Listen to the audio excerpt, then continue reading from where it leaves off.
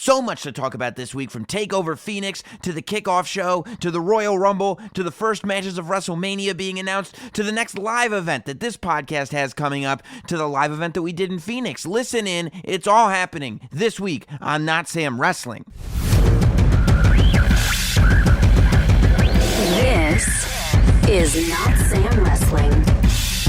Introducing your host from New York, here is Sam Roberts.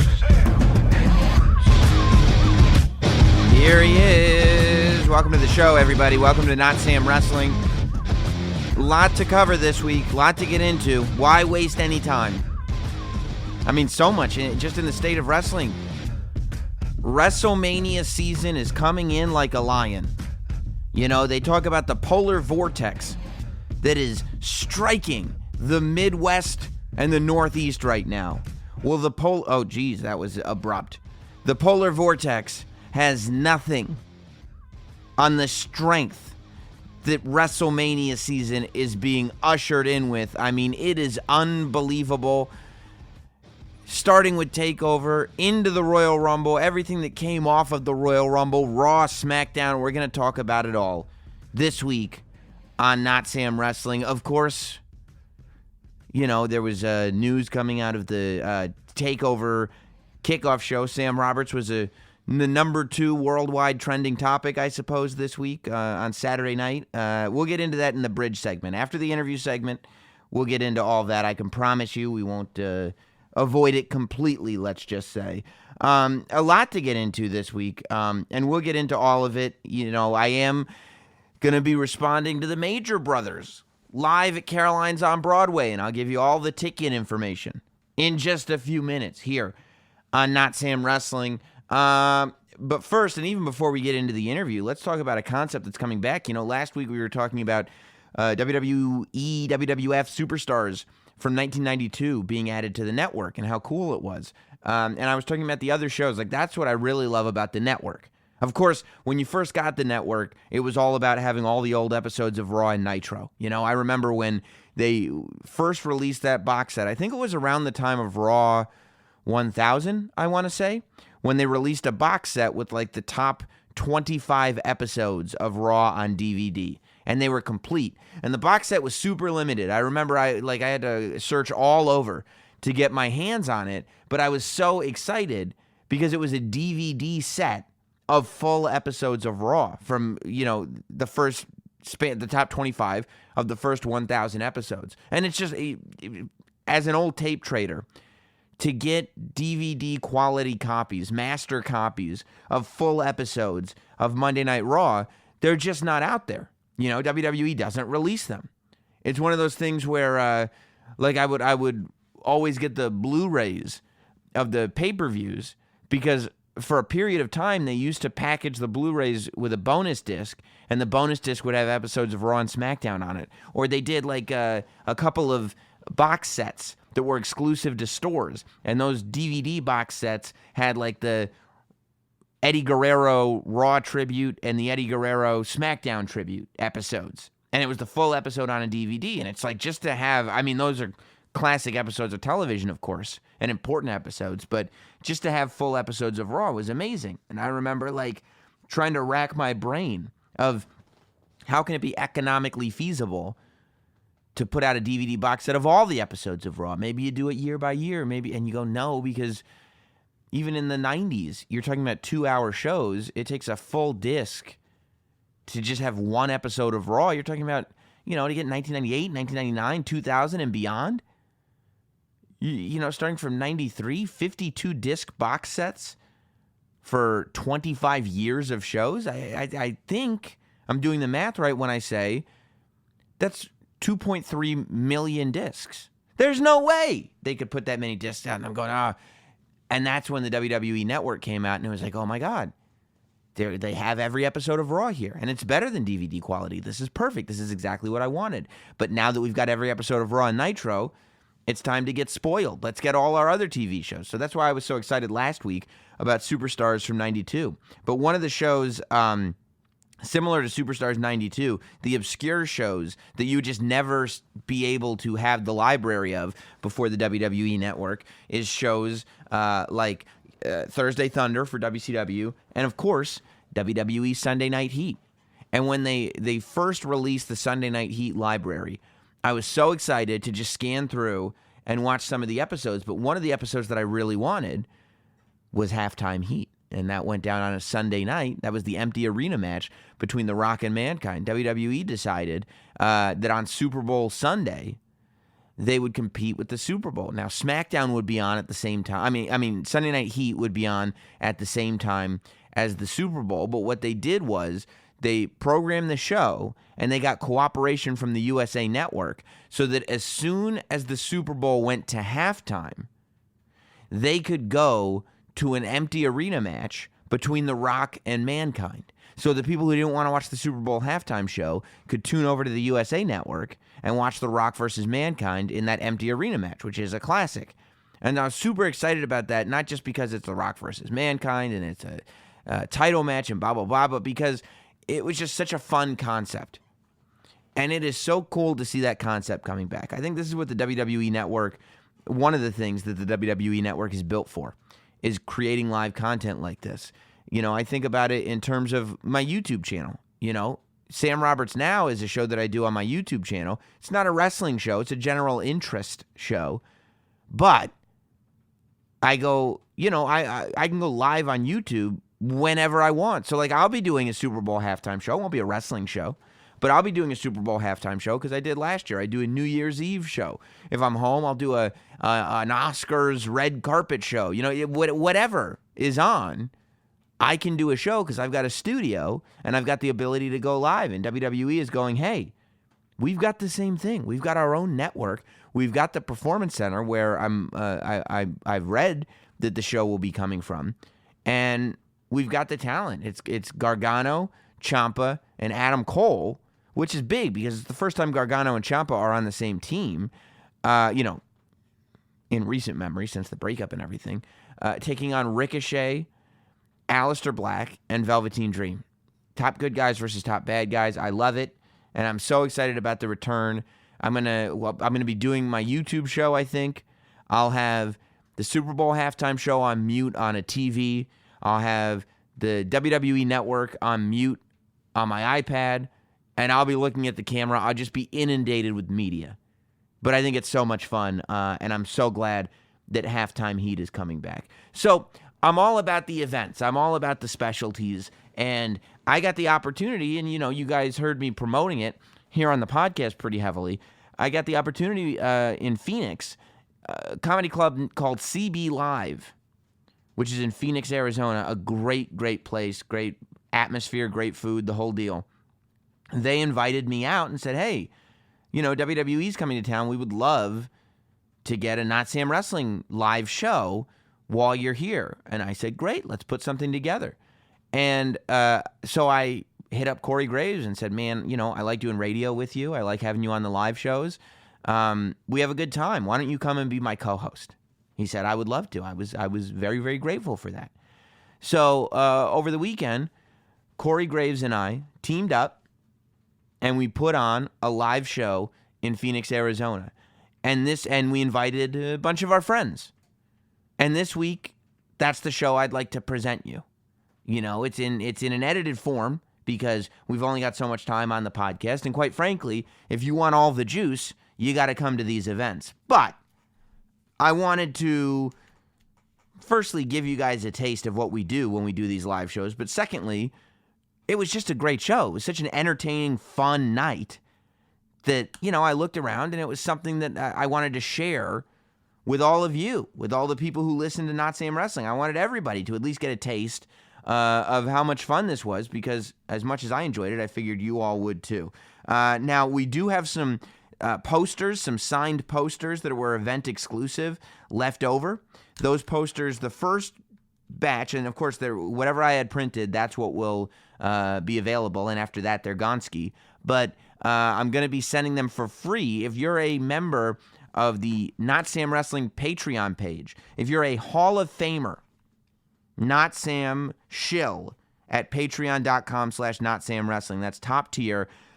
You will get a free signed poster. So anybody who's a Not Sam Shill at the Hall of Fame level, which means that after a few months, you're going to get an exclusive Chalkline Not Sam jacket. It means that you have free access to all the events that we do as far as live shows go. And there's a promise on that Patreon page that says you're also going to get exclusive merchandise and opportunities like that.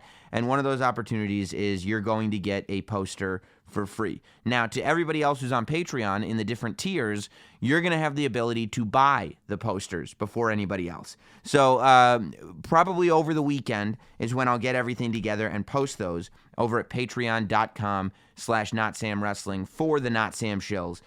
Because you guys have been so loyal and so great. You know, I've been the whole weekend, the Discord room full of you Not Sam shills was active and lively, and it hasn't stopped whatsoever. So, in an effort to say thank you, I want to give the Hall of Famers some free posters and all the other tiers the opportunity to buy the posters before anybody else gets to do it. It's all about creating value over there at patreon.com/NotSamWrestling. So if you want to be a part of it, be a part of it. Now, speaking of that, this live show that we're listening to today on the podcast, we did video too, as always. That video is going to be available first on Patreon and then within a couple weeks over at youtube.com/NotSam. But for everybody who's got a set of ears, we can listen to it right now because it's this week's interview. It's yours truly, the last professional broadcaster, Sam Roberts. My co-host, Corey Graves. We invited along Renee Young, we invited along fabulous comedian Tony Hinchcliffe, and we invited along the amazing Pat McAfee. Here it is, live from CB Live in Phoenix, Arizona, this week on Not Sam Wrestling. The Not Sam Wrestling interview. I think we're all here to celebrate our love of this thing, to celebrate Royal Rumble weekend, and to do it properly. Yeah. And I think one of the ways we can do it properly is if I introduce my co-host for the evening. This is a guy who never has a negative thing said about him on Twitter. He is the voice of Monday Night Raw, the voice of SmackDown Live, the voice of every WWE pay-per-view. He is, whether he knows it or not, he's become my spiritual guru because of his Instagram stories. I don't know how many of you are keeping up with his Buddhist quotes that have been popping up, but I love it. He's the savior of misbehavior, and he's the love master. Ladies and gentlemen, Corey Graves. Look at him. Look at him. Look at him. Put your prayer hands together for Corey Graves. There they are. I appreciate all the prayer hands, but Sam, let's be honest, you already screwed up my intro. I'm not the love master. No. I am the world champion of love. Thank you very much. I forgot. I'm sorry. I can't believe I screwed that up. We just went over it like 5 minutes ago back. I know. It was a new nickname, and now I feel silly. Wow. But I'm glad that you're here, man. I'm glad to be here. Yeah. I'm in a great mood. I am not necessarily officially a Zen Buddhist now, but Sam christened me that earlier today, so we'll just roll with it. Yeah, I mean, I can't believe it. Do you guys follow Graves' Instagram stories? Have you been watching? It's not that exciting. I think it is. It's not that good. All of a sudden, it's like live and let go and just accept what you accept and reject what you don't Anybody control. in here been divorced before? There we go, my man. That's where we're at. Another Buddhist, I see. Hey, yeah. You know, I was thinking of you because, you do the prayer hands in the photos. I thought it was because I was incredibly handsome. No, but yeah, I mean, that's normally, but I don't have any follow-up to that. You're a handsome guy. That's all I got. But you do the prayer hands in photos. And I don't know if you know this. I never was irritated by it, but some people are. Mark Henry told me that he saw you do the prayer hands, and he saw the posters that we had designed for this show, and he saw the animated version of you with prayer hands. Right. And he said, the next time I see Corey Graves, I'm going to kick him in the nuts. He does not like your prayer hands. I have a hard time believing Mark Henry can kick above his waist. Send that, Dave LaGreca.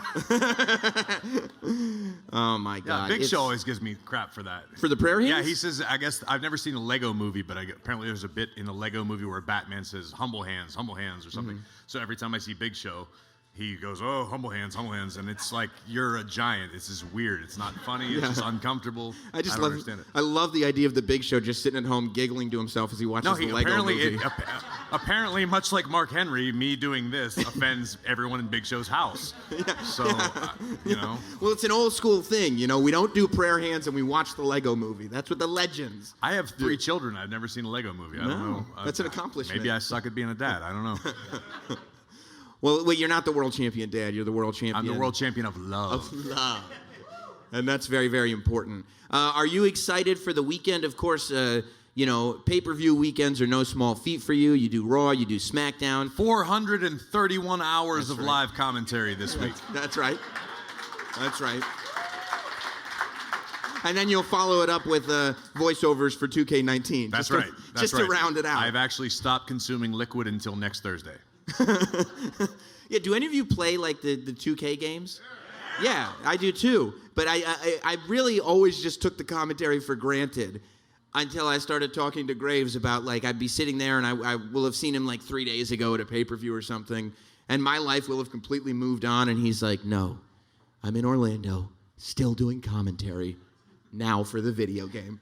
Well, let's give it up for the 2K crew who realized if you want to keep Corey Graves happy, just have good beer in the cooler all day. So if I'm slurring my words in the 2K game, yeah, that's where we're at. But to your point, it's Royal Rumble weekend, right, which is historically always, I've been a fan my entire life. This is the coolest pay-per-view of the year, I think. I think so. And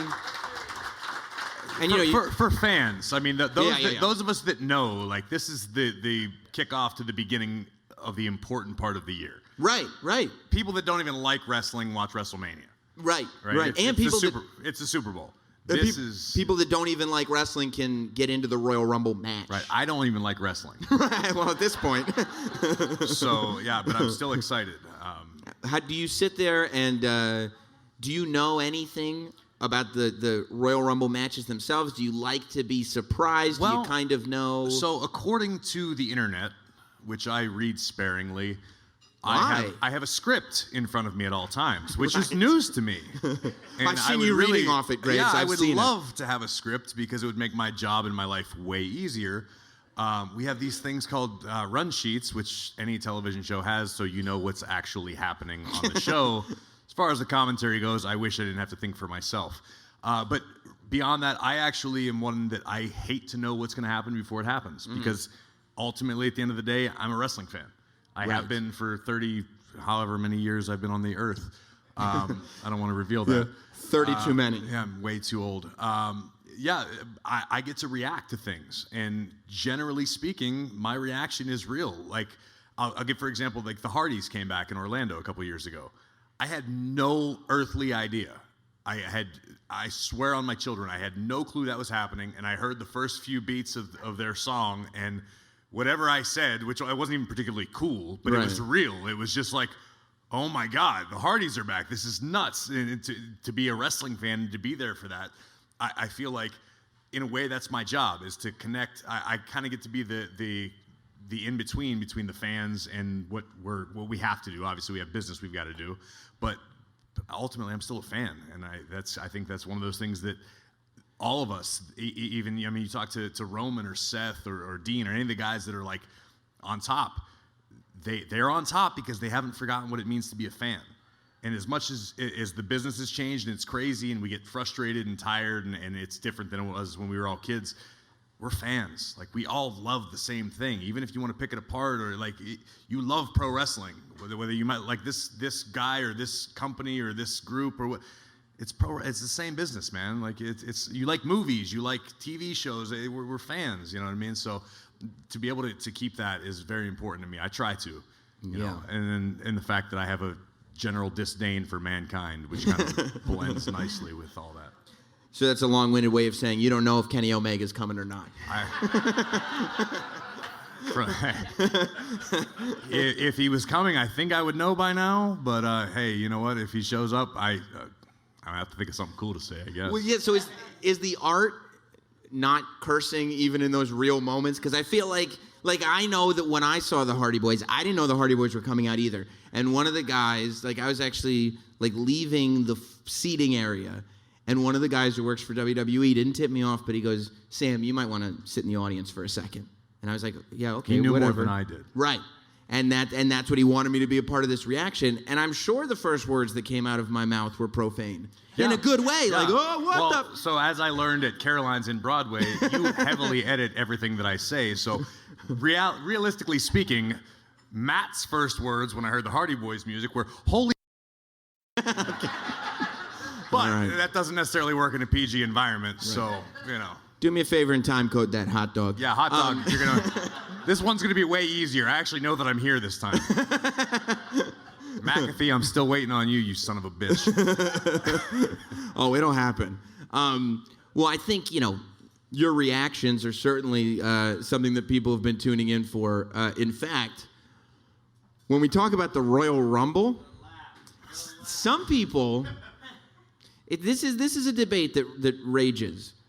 When we talk about the Royal Rumble, does that include the greatest Royal Rumble? It's according to a 73-year-old billionaire that I work with, statistically speaking, yes, the greatest Royal Rumble is included as far as all Royal Rumble history goes. So what's the? I mean, yeah, I heard there's some people are really unhappy. Why is it just because you're traditionalist? You just want, like, there's one Royal Rumble and that's it?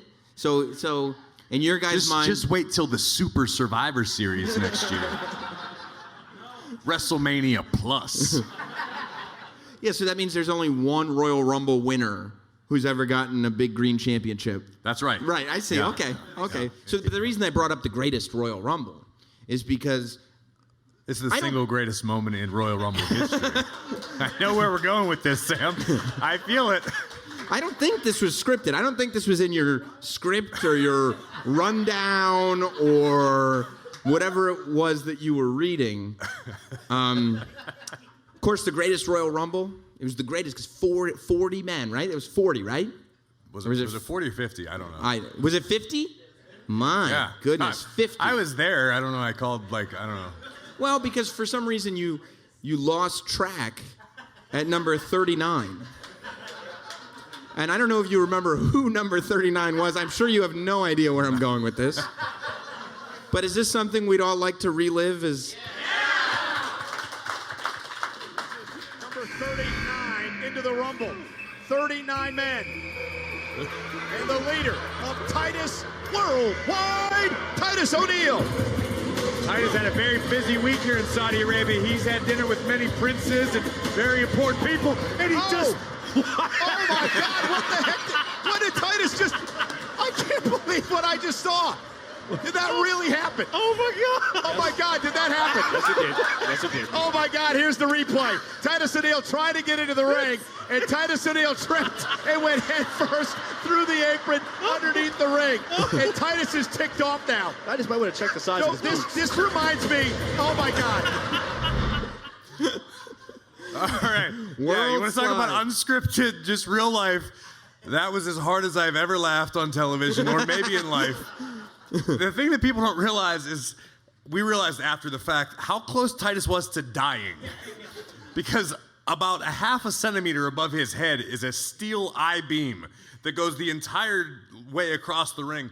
And had he hit that, it would have been like the saddest day in history. Instead, it lives up as one of my favorite moments in wrestling history. And this is when you know that, like, funny is just funny, because Titus is, like, one of the most wonderful, beloved people in the entire company. Like, there's no better dude. But to watch any man, or woman for that matter, fall down the way he fell down in the moment that he fell down. It wasn't just that he fell down, it was that he disappeared. He completely just was gone from view. It was absolutely ridiculous. To this day, all my friends know that there are two things in the world, no matter how pissed off I am, will make me laugh. It's that, and the scene in National Lampoon's Vacation when Chevy Chase is hitting himself in the face with a sandwich. When he sees Christy Brinkley. I think I told you. I think we talked about this on your show. I don't care. Like, my best friend could have just died. If I see one of those two things, I'm like, all right, it's not that bad. It's okay. That's like the second before he realizes it's a urine-soaked sandwich. That's right. Yes. I think that, but it restored my faith in you, actually, because I watched that clip many times. You lost faith in me, Sam? Well, maybe for a period of time. But you actually don't laugh. If you really analyze the clip, you don't laugh until his feet move. Meaning that if he had been horrifically injured or killed, you wouldn't have laughed. No, however, once he starts... I love Titus. He's a hell of a human being. But once you realize Titus is okay, you go, this may be the single greatest moment of my life. He was just humiliated. And the thing also about that clip that you told me, Graves, was that, and I didn't even realize this until I rewatched it after you told me, when Titus got back in the ring after that, furious. He beat the shit out of everyone. You know how like you get like embarrassed and you're like, oh no, I gotta straighten myself and dust myself off. He just went, no, I'm fighting everyone right now. If you're within, and he's got arms like he's got a wingspan like a pterodactyl. He can hit you. I can hit you from here if you're Titus O'Neil. Batman, you're in trouble. He's got the longest arms in the world, and he was pissed. He was embarrassed, and he was trying to hurt everyone, which you know. Well, Corey Graves, you're not the only one who's going to be calling a Royal Rumble match. I am not on Sunday night.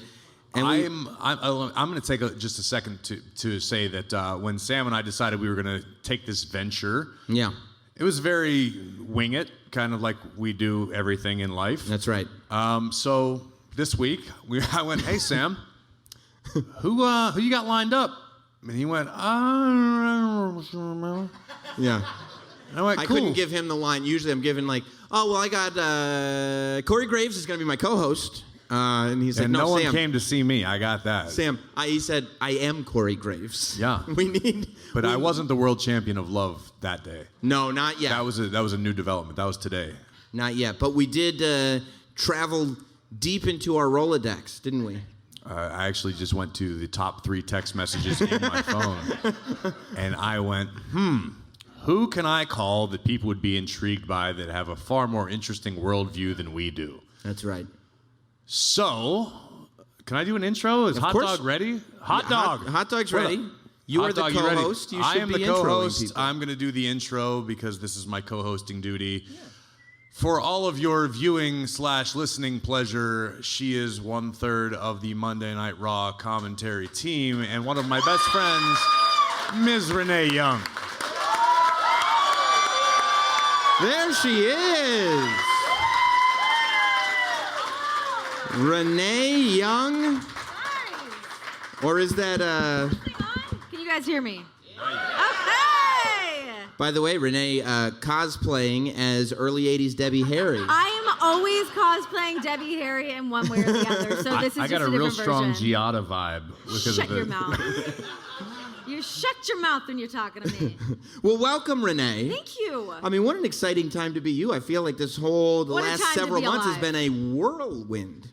It has been, yeah. It's a lot. It's cool. I mean, I'm kind of rolling with it every day, every week, getting more experience under my belt with Monday Night Raw, getting to call my very first Royal Rumble. It's cool, man. You had commentary experience from earlier in your career. Brief. Sure. Then you do the Mae Young Classic, and then all of a sudden, in very short order, the place where you're kind of learning is the marquee television show. And oh, by the way, we're getting you on pay-per-view too, and it's time to just no pressure. Hit the ground running. Yeah. Yeah, it was a lot. I mean, I sort of feel like I brought it upon myself a little bit because I know a lot of people online were kind of messaging me, hey, you should try commentary again. Cool. And like for a long time, just doing like backstage interviews, like you run through it. It's not changing.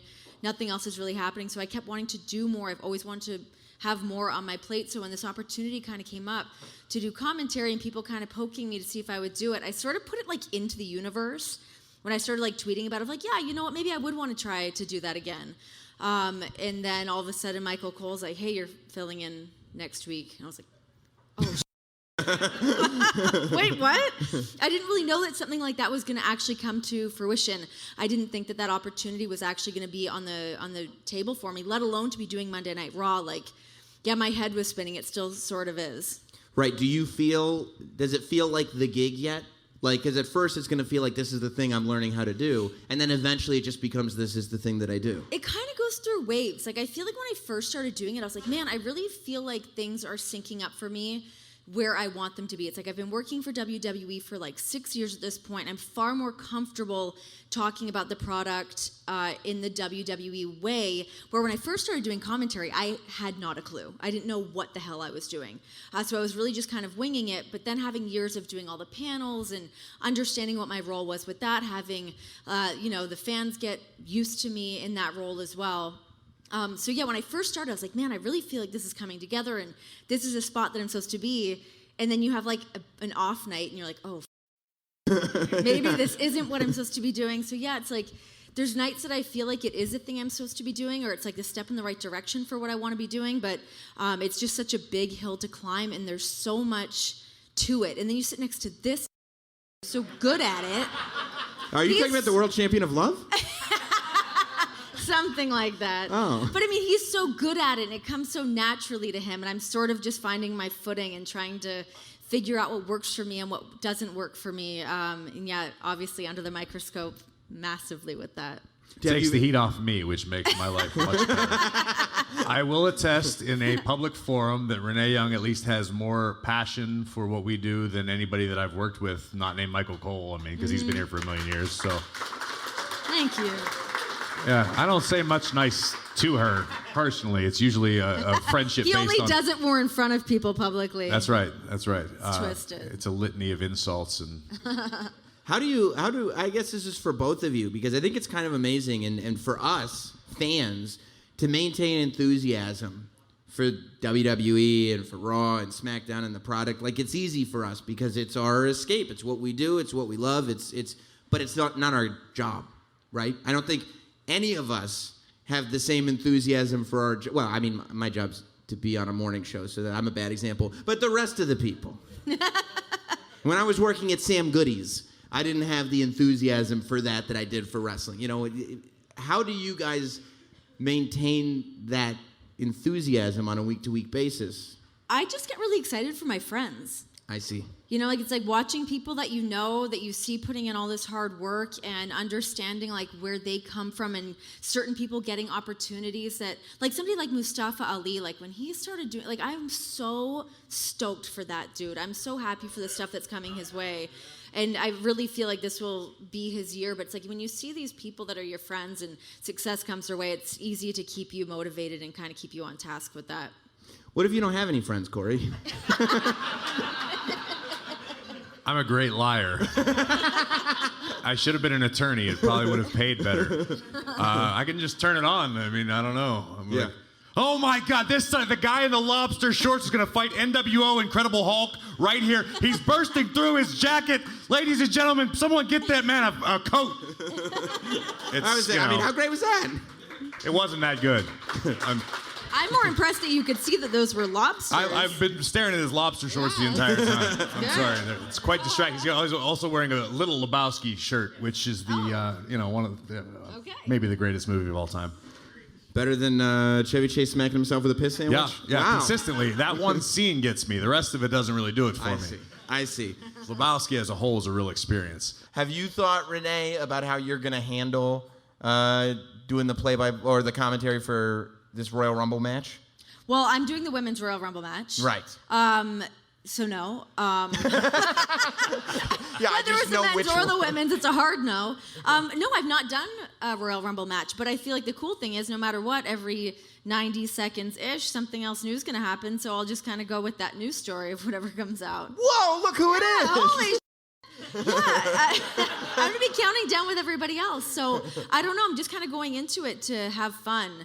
I feel like that's sort of my mindset right now, is sticking with the throw stuff against the wall and see what works and try not to be so serious and have my together, because I don't think it works for me. Like maybe actually have fun? Yes, please. Oh my God. Forbidden. I have pink hair now. It means I have to, right? I want someone's prediction, and I want this to be as outlandish as possible. Not like, I think the guy that we all know is going to win. Best case scenario, sir, you in the Colorado Rockies shirt. Who wins the Royal Rumble and why? We'll get back to that debauchery momentarily. But folks, I know you all want to be a part of these live shows. And when I do the live shows, generally, there's a lot going on in these towns. If you were in Phoenix, Arizona this weekend, you had no choice. You should have gone to NXT TakeOver, to WWE Royal Rumble, to Raw, to SmackDown. But buying tickets online can be so complicated. You might just say, oh, screw it. As much as I want to go, it's too much. I don't get it. Well, guess what? You don't have to get it anymore. You don't have to worry about the fact that there's hundreds of sites and varying levels of reliability. SeatGeek is the way to go. See, SeatGeek pulls millions of tickets into one place so you can easily find the seats that you want for the price that you're willing to pay. They're all fully guaranteed, every purchase, so you can shop for tickets on SeatGeek with confidence. If any of you have ever been turned away from an event because those tickets were not legit, it'll never happen again. Make SeatGeek your go-to ticket source. They've got everything: sports, concerts, comedy, theater, wrestling, whatever you want to do. I've got the app on my phone. It is so easy to use. I wouldn't talk about it as much as I talk about it if I hadn't used it myself. All you do is you put in your location and or the event that you're looking for.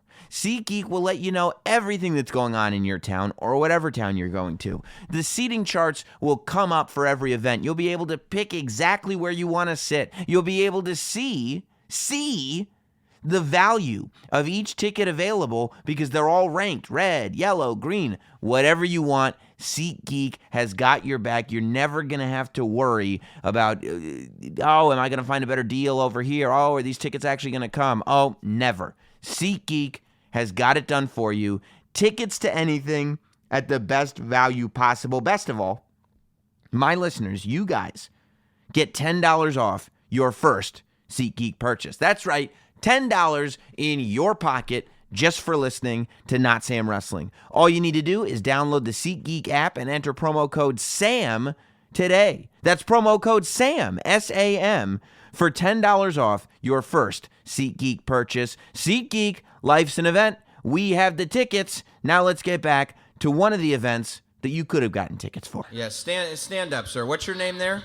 Josh, what's up, guys? Josh, who do you... Keep standing. Let the people see that beautiful face, Josh. Hey, look at you. Book it You right look now. fantastic. The Kingslayer, Seth Rollins, is going to win this Royal Rumble and replicate the WrestleMania at Levi Stadium and come out the champion at WrestleMania. I ain't mad at it. Well, I'm not mad at it at all. No. Here's the issue, though, Graves. You said not to do the predictable... Well, no, it didn't say lie to me, Sam. Yeah, For okay. God's sake. Okay. I'm totally cool with that because I was at Levi Stadium. I think were you there? I was there. I Yeah. was just a mere fan in the crowd. Yeah, Were you, I you remember weren't working like for us then? I was not. sitting at the This is top like of, that movie Rockstar. I grew up with a picture of these guys on my wall, and now I'm one of them. To be fair, this is actually one of my favorite stories, and then I'll keep it short-winded.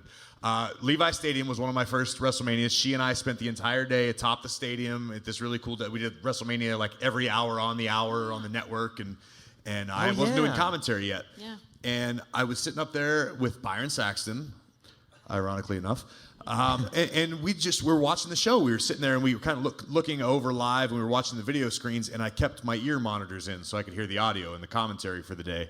And back to me not wanting to know anything because I get to a legitimate reaction. I'm watching the main event. I'm watching Roman and Brock beat the living out of each other and having a great time. And my ear monitors didn't match the live audio. So I hear like 20,000 drums happening at once. And I don't know what's going on. I don't recognize the music. I don't know what it is. And I look up, and Seth is running down with the Money in the Bank briefcase. Cool. Now, I think we've... Oh, my man. Couple of diet soft drinks. That's right. But no, Seth Rollins, it's not really a secret. He's one of my best friends in the business. And to see him... And I texted him because he wrestled Randy Orton earlier in the night. And I sent him a text, and I was like, man, awesome match with Randy. Super cool. And he responded, you ain't seen nothing yet. I don't even read into it. I don't think anything of it. And then I am watching one of my closest friends at the main event of WrestleMania run down, win the title. That was, to this, I'm getting goosebumps telling the story. That was genuinely one of the most exciting things I've experienced. And I didn't get to call it. I wasn't even on commentary yet. But So that's why I love I still being a fan and getting to be surprised. I mean, it's fun. It's magical, yeah. Like it's like when Dean won. Who? Don't do this to me here. When he cashed in his Money in the Bank and won the WWE Championship, and he never tells me anything. But yeah, I heard some people backstage being like, "Oh, make sure that you watch tonight's main event." I was like, "Okay, what?" And thank God I did actually get to a monitor and I got to see John cash in his Money in the Bank contracts. Otherwise, I would not have seen that. But to get those magical moments is like, it blows your mind. I was in Las Vegas airport that night because Seth came back and Booker and I were traveling together. We left. We were at the airport. I was in security. I fell in love with Misha Tate. Graves falls in love a lot. I'm the world He's champion the of world love. champion. Yeah. And I fell in love with Misha Tate, and we got on the tram, and I was looking at my phone, and it said Dean Ambrose wins WWE Championship. And I went, I know. Yeah, it blew my mind. We got to drive home that night too. We just went to our own house. We're like, oh, that was weird. Then we went and drank Tall Boys behind a gas station. Were you wearing those lady. boots, Renee? You mind your business. I'm curious as far as other people's predictions as to what's going on in the Royal Rumble. Sam, do you have anybody else waiting around? What about for the women's? What about the women's Royal Rumble? prognostication? I do. I mean, I think that I know where I'm getting at. I think this next person might have a great opinion on the Women's Royal Rumble. Okay. More qualified than any of us. Okay. On the women, you think so? I don't fucking know. I'm trying to segue, Sam. We're on a time limit here. Yeah, no, That's what I do. I think that we need the perspective of another fan. Yeah. And somebody who's strong enough that he could try to sell the world's biggest podcaster on the art of pro wrestling. He's got to have some broad shoulders. For Yeah. that. Those broad shoulders. Strollers also. He's expecting. That's what we like to call a Freudian slip, Sam. Those broad shoulders This is a really great build-up, you guys. belong to only one man, one of the biggest wrestling fans you'll ever find, one of the funniest men you'll ever find, a man who will be here later on tonight doing his own show, but right now he's on our show, ladies and gentlemen, Tony Hinchcliffe. There he is. Tony Hinchcliffe. Tony Hinchcliffe is he's amazing because this is the man who is convincing. You know how in the beginning of the show we talked about having non-wrestling fans in our lives, that we have to show them things to convince them that wrestling is cool? Tony Hinchcliffe is doing this with Joe Rogan. You know, we're trying to break on through to the other side. You know, he's convinced that that it's not interesting because it's not really real, and I tell him, "You, dude, you don't get it, bro." Yeah, I mean, it seems like he's coming around on it. You've had DDP and Jake Roberts on. Oh, it's totally happening. Oh, it's happening. We've see what ended up happening is so many of the WWE things ended up happening organically in the UFC. You know, 5 years ago when I was telling him that he would love it, I'm like, you know, they have finishing moves and it's exciting and you're looking to them for them to set it up, and that was like right when Ronda in UFC was starting to really armbar people and remain, you know, undefeated and unstoppable, and you have Nate Diaz slapping people, and Conor McGregor was nowhere to be found yet. I mean, he's just basically like a oh my God, how do I blank out on the Irish guy? McMahon. He's like an Irish guy. Yeah. Gerard Butler? Yeah, I think No, the Gerard red-headed Irish wrestler. Sheamus? Yes, Sheamus. No, I went Finn Balor. I don't know. Oh yeah, him too. Sure. Becky, Yeah. but anyway, you know, Connor, you know, all those things happen. So I'm excited about it. I think there's a big crossover happening, and I think it's organic. And anytime he tells me that that wrestling sucks, I'm like, shut up, dude. Brock will beat any of your guys. Yeah. Amen. Amen. And he can't answer to that because it's true. You're also an MMA fanatic. How do you feel about the year now? Because it'll be a year for Ronda since her first appearance at the last Royal Rumble. Yeah. How do you feel about the year that Ronda's had? I love it. I was there when she made her debut a year ago Sunday.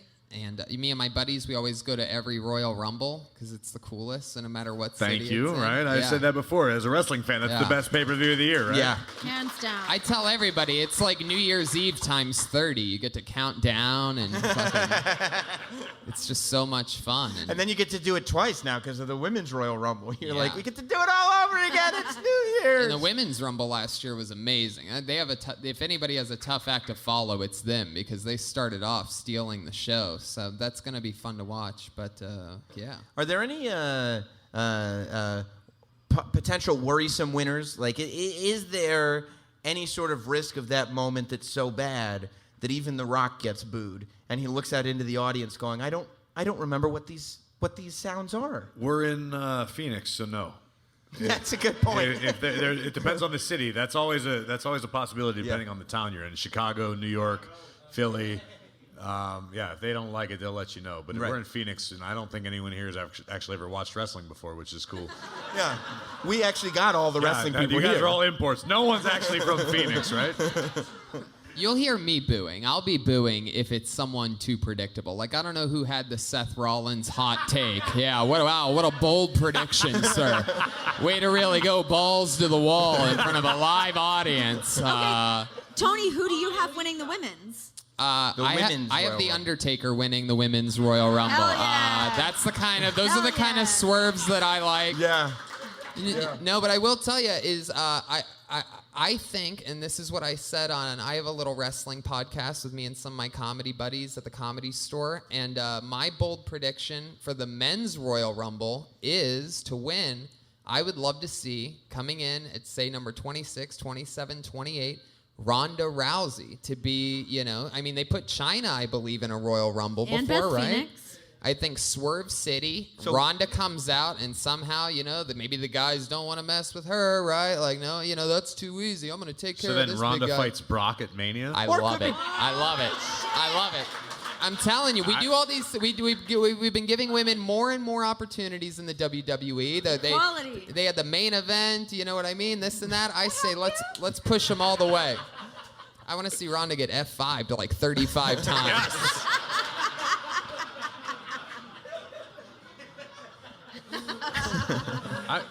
I'm hoping we have like surprise women this year. I think they've only announced like 20 or so. I want Bull Nakano. Oh my God.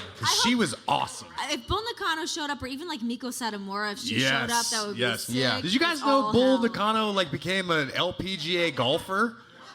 Have you? No, I was shocked. I was like, wait a minute, this was like the baddest woman that I ever saw as a child. If she did like that 10-year like, challenge, she looks amazing right now too. Yeah, she's hopefully she still has tall blue hair. in the makeup. I love it. Yeah, she was like, she's become this like delicate flower of a person. I follow her on Instagram, and I'm like, I can't believe this is She's the same like the Bull. Sam Roberts of the women's world. That's right.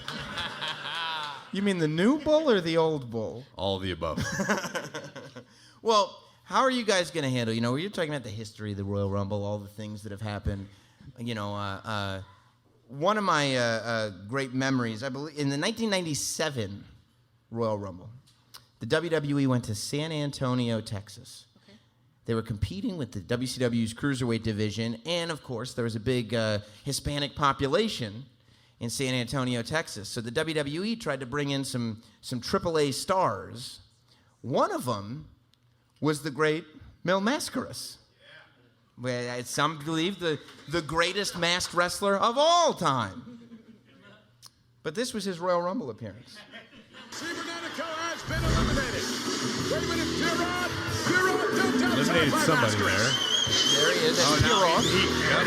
There he is. He's on the top rope. Mil Mascaras to the air. Whoa! And that's Mil Mascaras. I think just eliminated himself. He didn't know. Was it? No. He may be confused with the rules. There he is. A mental error there. He eliminated That's why. himself. Just saying. He watched that and went, God damn, Mil I used to go Mascaras. to a Mil Mascaras taco joint in New York called La Lucha. Oh, yeah? Yeah, in Alphabet City. he ever It's there? awesome. No, but they used to project all of his matches on Man the of a side of the thousand wall. masks. Yeah. Probably not that one. Yeah. No, it was not that. That It one was might not have that been projected. So do you guys hope for moments like that so you can kind of be like, let's deal with this now? Or do you go like, what am I supposed to do with that? Yeah, I've gotten to the point where I pride myself on being able to cover up stuff that doesn't make any sense. But sometimes when it's beyond me, I just go, yeah, no, that was just, I got nothing for that. You live love for that Lucha stuff. House rules. No. Here's a question. Oh, no? Still real to me, damn it. Here's a question for Corey Graves along those same lines. Several months ago on Raw, and this has bothered me ever since then. Several months ago, you remember Kurt Angle was dressed up as... Hunter S. Thompson? No, I believe it was one of the Conquistadors. Oh, yeah. He showed up in all gold, and then the next week, somebody that clearly wasn't Kurt Angle pretended to be Kurt Angle, and nobody led on to it except right at the peak of like, who could it be? And you know, the author's a painter in there. Somebody's voice just pipes up on commentary and goes, yeah, that's not Kurt Angle. That's definitely not. that's clearly not him. It's a different size. And I'm going, did Graves just... Yeah. I just couldn't take it anymore. It's a lot of stuff I deal with. Yeah, the highlight of that day was watching Devon Dudley. I was just going to say this. Who was one of our producers, with the local extra, who was dressed up in the Conquistador costume that night, rehearsing the dance. It was awesome. It was Devon Dudley, who is not quite as slender as you remember him. And he's in the ring trying to do this dance. And there's this poor local extra kid who's just like, they gave me $500, I'll do whatever you want. He's trying to do it, and both of them are rehearsing this dance in the midst of rehearsals of like stuff that's actually going to happen on Raw. So in the background of like, let's say a Brock Lesnar, Paul Heyman promo, there's Devon and the Conquistador just in the background. It was just one of those things where you went, what the f am I doing with my life? It makes the How did I days get here? tolerable. It's good stuff. You I need love stuff like that. Yeah. Do you, Tony, like, when you say like the swerves, do you like the disastrous moments like that? Like the Mil Mascaras thing in the Rumble, or just the stuff that you look at and go like, under what context would that ever happen? Both, all of it. All in both types of swerves. Like, I like it like that. I like the Shockmaster. Here's a bit of trivia for you. Yeah. And I know Renee knows, I don't know that a lot of people know. The Shockmaster's son actually rings the bell for us now.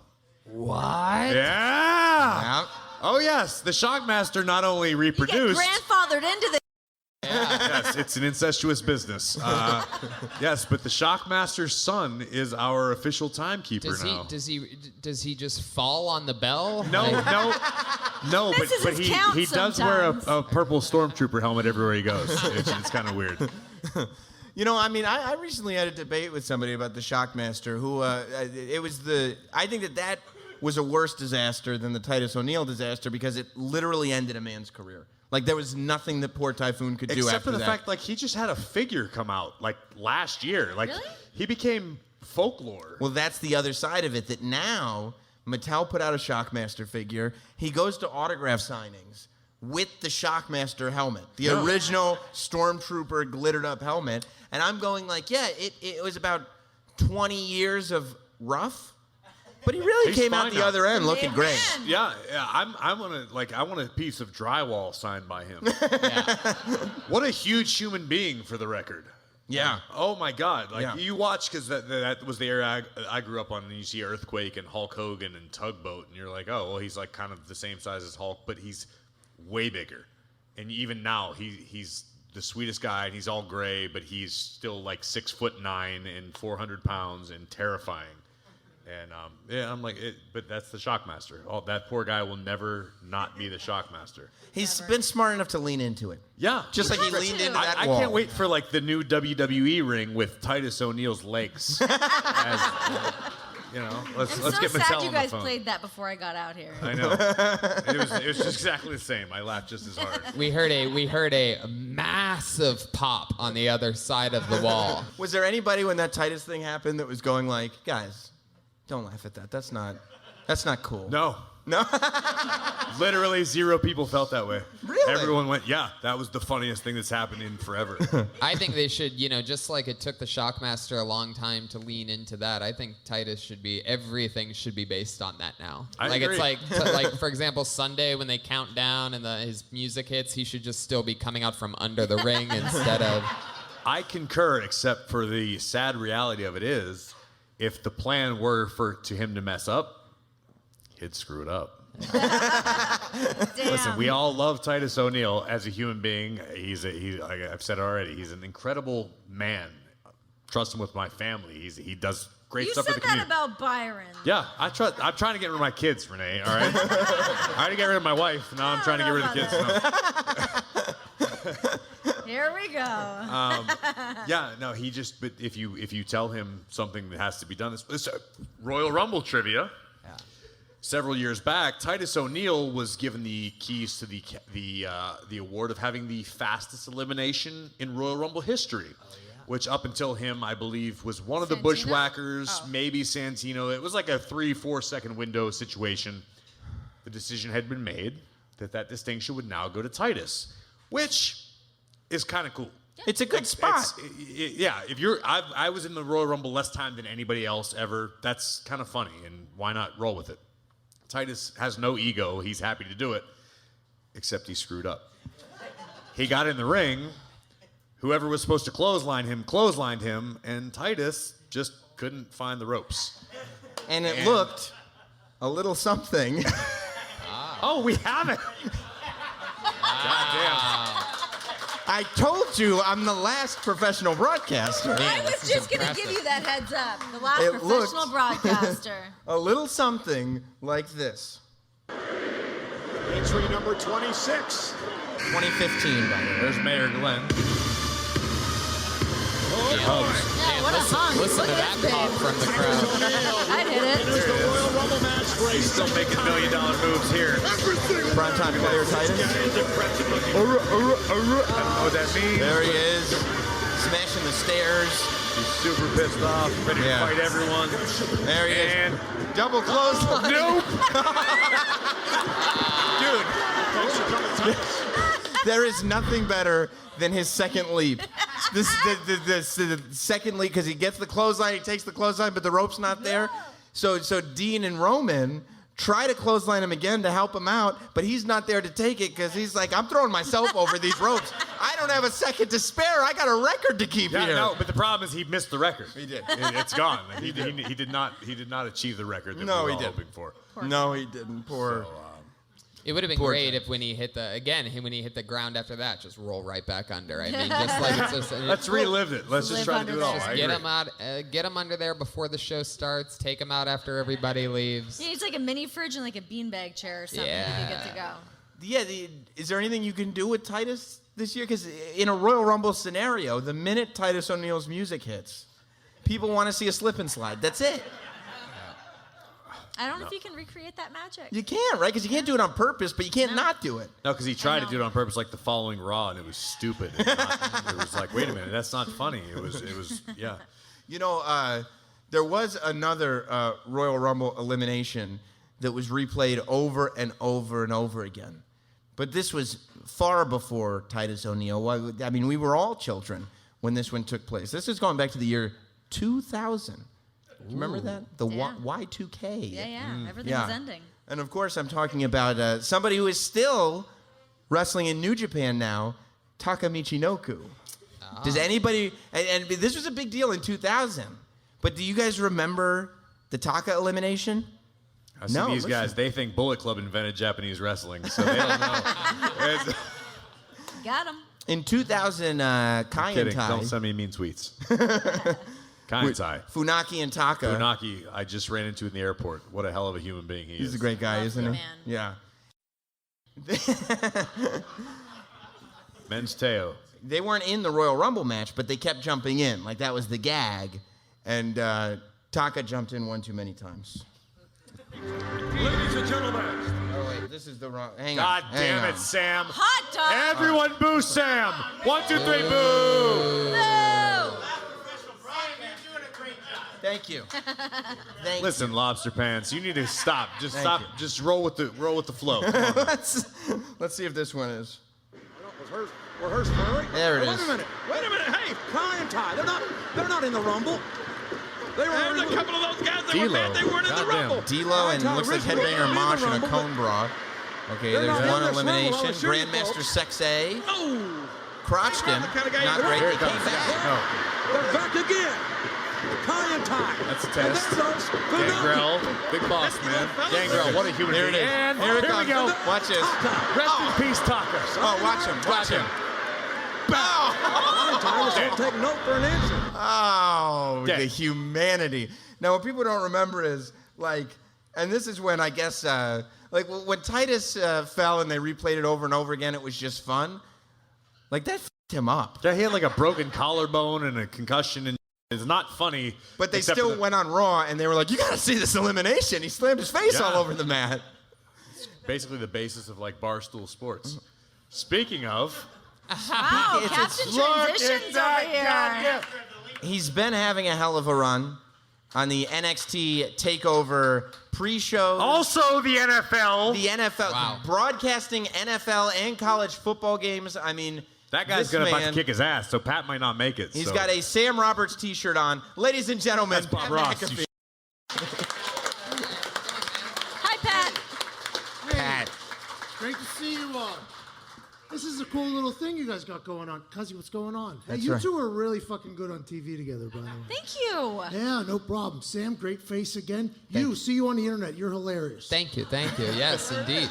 How has your life been as a independent small business owner? I feel like every time I sit up, you've got another small venture happening, whether it's an NFL game, but you just pop in. You go, hey, NFL, I'm here for today. Now back to my small business. Yeah, they sent me home immediately after the game and told me they would never like me on air again, but they enjoyed what I did. So that makes no sense at all, but here we are. Yeah, but here's what happens with you. You know how to capitalize on a moment. Like, I go, okay, McAfee's just doing one game. Like, it'll just be a fun, cute thing. Yeah. And then all over the internet is like, hey, here's the greatest football call of all time.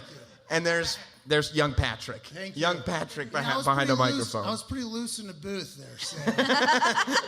I got declined from the NFL broadcast boot camp 3 times. Really? Okay? So any NFL player you see that's in a booth or commentating goes to the NFL broadcast boot camp. It's a big deal. What happens there? And all the bigwigs are there. There's a lot of handshaking. They teach you how to read cards and stuff. Yeah. There is some stuff, I think, behind the scenes. I'm not sure, but I was rejected 3 times from that. So I'm the first person to ever get into a game that has zero education and commentary, aside from listening to dumbass Corey Graves 2 nights a week out of my life. Yeah, I don't know what the hell that play was called, but it was stupid, and that guy's helmet sucks. That's pretty much what I did. Yeah, that's where I draw the line. Yeah, it's a pretty good little life I live. Yeah, it's very dumb. This shirt's for sale, by the way. Speaking of small business owner, you can buy it right now, 20% off. All of you in here. Everybody else can eat shit. All right? How do they get the 20% off? I don't know. What is your connection to Bob Ross? I'm a fan. We both enjoy vitamins and paint some stuff together. You know, he was like apparently a real badass at one point, right? Was he Really? like a Vietnam vet? Maybe someone's blowing smoke at my ass. I think that's the same story about every sort of kid's TV. Yeah, Mr. That was Rogers. Mr. Rogers. Yeah. That was everybody. He was Mr. a Rogers. sniper. Yeah, I know. Just tattoos all up and down under that cardigan. Hinchcliffe killed 11 people in Iraq. That's actually true. I actually did do that. Not a lot of people know this. I wasn't even fighting as a soldier. I was there to do a comedy gig. Shit went bad. Savage. I don't like heckling. So I noticed that the face is not, does the estate of Bob Ross get a piece of that? Or if you don't put the eyes and nose and mouth on, no worries? This is 100% for legal purposes only. This could be you, Sam, to be honest. Right. Cease and desist from the Ross family has come across the brawl there to Indianapolis. So. And are you going to choose either of those 2 options? No. Probably bankruptcy. Yeah. Probably. Also, if you guys want like an Austin 316 shirt, McAfee's got him in his back trunk. You and I both know very well that TakeOver is also going on. It's not just Royal Rumble weekend. Is there something specific that you're looking forward to at NXT TakeOver Phoenix? Yeah, I mean, every time they do the takeover, there's just insane shit that happens. Sam. Did a bullshit detector just go off, Corey Graves? Obviously. Was that a bullshit detector that I? Nope. Sometimes I'm here. I'm good. This is my favorite version of Graves. Everybody, welcome him. Matt, this is Matt. Yeah. This is the world champion of love speaking to you. Come on. Well, you know. I'm excited, though, Sam, to talk with you mostly. Well, I'm excited for you. I'm excited every time we hang out. You know, I don't think it's gonna be the same in Phoenix as it was in New York. Tony, get out of the way so they can kiss. Yeah, I was gonna say. I mean, Tony. there's a lot of steam happening. I think I just saw Bob Ross's paintbrush stick up. Is that a Van Dyke Brown? Legend, yeah. Legendary stick on Cuzzy there. But Mark Henry, World's Strongest Man, hates me. Well, he had to carry me home the last time in New York after. I saw that. You don't remember, but I do. Great. Oh, you were? Yeah, you were at Caroline's. Yeah. Oddly enough, the night before, you were the voice of reason to me. Yep. And I went, oh, this kind of sucks. And then I heard about Saturday, and I went, I'm good. Yeah. Pat almost quit the WWE over SummerSlam weekend. He was insisting to me, I'm going home. Yeah. I'm humiliated. Yep. And don't bring this up again, Sam. We're over this. We're past it. Well, Sam tried to make me kill myself. Really. He did. So I don't think I'm capable of. You did, though. So we had a bus over to the arena in New York, and this was the evening after the World's Strongest Man apparently carried me home that I did not recall. Yeah, I spotted, by Mark's the way. a true angel of a man. He is. He One is. hand, by the way, picked I know. me up. It was wild. It was a breeze. What's great is that you didn't look like anything bad had happened because Mark was like, everything's fine. It was like Weekend at Bernie's. And It really was. It was awesome. It was like walking my legs for me. It was awesome. So I get in the van, and Sam's already on the van. I was late, obviously, to the van, like by 5 minutes or something. No biggie. And I come in, and I'm like, oh, I feel rough this morning, you know? And he's like, hey, you should. You were pretty crazy last night at Caroline's. I was like, I was at Caroline's? He was like, oh. And then the ride from the hotel to the arena, all Sam did was just explain to me how embarrassed I should be. But it was just me and you in the van, right? No, there was an entire crowd of people in the van. It was like a stand-up set for fucking Sam Roberts there.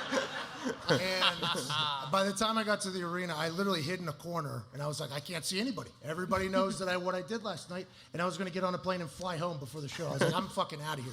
Never coming back, heading to Japan. That's where I'm going. He was that guilt friend. So I knew we were in trouble. This was... when you invited us. Yeah. True. No, this was... By the way, the things that Corey has said on this show are so much more appropriate than what he was saying in New York. It's remarkable. We're in Phoenix. So, hey, you were wide open at the last one I know. in New York. Yeah. Wide open. Yeah, no, Yeah. like I said, I remember being here tonight, so that's a step up. It's an improvement. Pat, unfortunately, didn't remember being at Caroline's. I knew we were in trouble when, we walked... Pat and I walked through Times Square to get to Caroline's Comedy Club in Manhattan, where young Renee and Young Renee, yes. that's right, Very young. Dolph Ziggler and The Miz and a whole bunch of people. Scott Stanford. So I knew we get through Times Square. Pat, what's that football move that you do to people when you get intoxicated? What's that called? So we have a problem in society. Everybody's looking at their phones. Yes.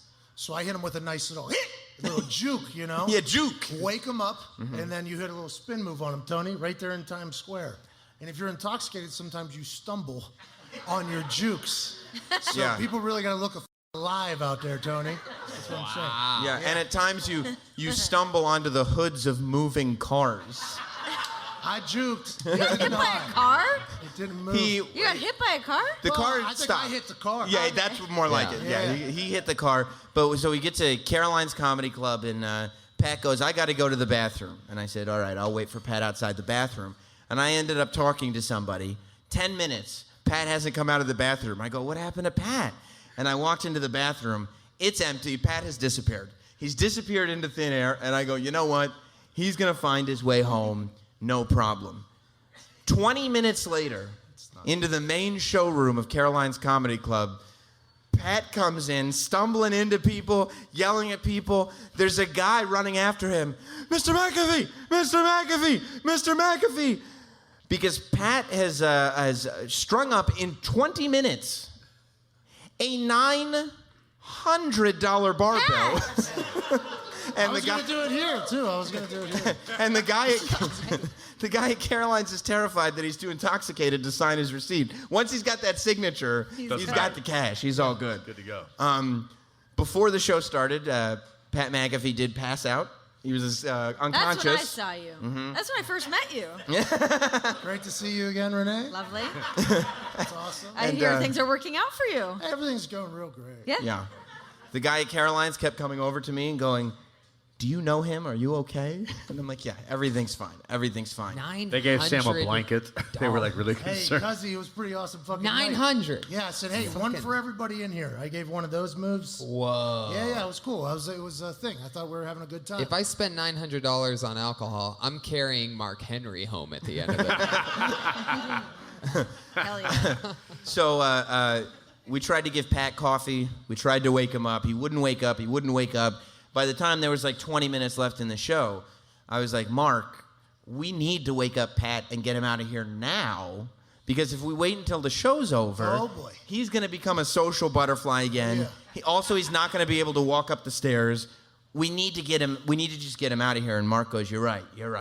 And so Mark Henry, the world's strongest man, picked up a Super Bowl NFL player. Like I was a toddler. He picked me up like I was a toddler, one-handed. Yeah, just carried me out while I think Dolph was doing his set while I was walking out. And You're better off. How dare you? I don't think Dolph deserved that. But I gave him like a good luck on my way out, he told me, which is very nice. He told of you me. that? Yeah, he told me that the next day. All you can do is take his word for it. Very nice of me to say that to him. It's good luck when you get carried out with your eyes closed. Yeah, exactly. Mark Henry the next day, though, ran into me at the arena, and this was after they forced me to stay. I was really going to leave. I was forced to stay. And he was like, he pointed at me and like gave me this is the first time I've seen him since hearing about what happened. And I'm like, fuck, I don't want to go talk to Mark Henry right now. This is going to be an awful moment. So I sit down next to him. He puts his arm around me. He goes, you old school, man. And also, look at this $900 bill. You got to call and complain about that. There's no way you spent $900. I was with you. It was like 4 minutes. There's no way you spent. I was like, that probably did happen, Mark. He said, how? I was like, I think I bought a drink for everybody. He said, you spent $900? I was like, yeah, Mark. He's like, you fool, man. I was like, thanks, Mark. Thank you so much, Mark. I was like, you don't hate me, though? He was like, hate you? You spent $900 in 4 minutes. I was like, my man. So I think me and the world's strongest man are best friends. Oh, yeah. Mark's It's lovely. a really good day for me to have that in my back pocket. Well, here's one of my great memories of that evening. Perfect. Was We're back on that bus to the arena right now, buddy. Yeah. I mean, look, usually, so we exited Caroline's through another building, and I was just in the lobby of that building recently, and it was I just started getting deja vu, and I felt about that building the way Corey Graves feels when he watches Titus O'Neil disappear under a ring. Just happiness. Just happiness. Right. It's just such a great. I'm curious. It was Piqued my amazing. interest. So Pat's sitting there on the couch of this building. It's like, 2 o'clock in the morning. It's the overnight desk guy. In Manhattan, there's one guy who works in the entire building overnight because who would need to be in an office building overnight? Poor guy. And so Pat's sitting there and he's on the couch. Project Mayhem. Yeah. Just saying. And Mark calls the Uber, and Pat's decided he'd prefer to not get off the couch. He'd like It's comfortable, Tony. I've been in that goddamn comedy club chair for like 2 hours. I found a couch in that living room. Are you sure it just wasn't Mark Henry? I could have been laying on Mark Henry. Now that I think about it. Yeah. And big, beautiful chocolate brown couch. Sexual chocolate. Just soft, warm leather. Yeah. Sexual feathers in there. Mark Henry would make a hell of a sofa. I mean, to be fair. The couch kept lifting me up with one arm. So Could have happened, by the way. Yeah, absolutely. Yeah, I'm not sure. Absolutely.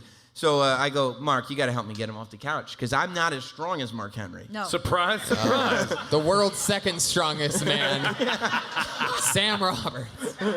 You guys remember when Mark Henry gave birth to a hand? Oh, yeah.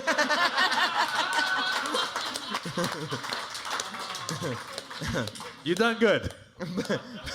Thank you. But I had a lot working against me, you know. But as we're as we're walking back into the lobby to try to peel Pat off this couch. By the way, incredible friendship by you. Thank you. Honestly. Thank you. I would have left me to die. No. I wasn't gonna. We were gonna see this thing through. I appreciate that. Mark Henry goes, "Oh, hell no." Because Pat, as he's sitting on the couch, just decides to lean over to his side and evacuate the contents of his stomach onto the floor. 900 and some dollars in 4 minutes. He was throwing up all the drinks that he bought for everybody at that bar. Yes. And that's when Mark Henry knows, okay, it's time to be the world's strongest man. And he picks him up and he carries him out.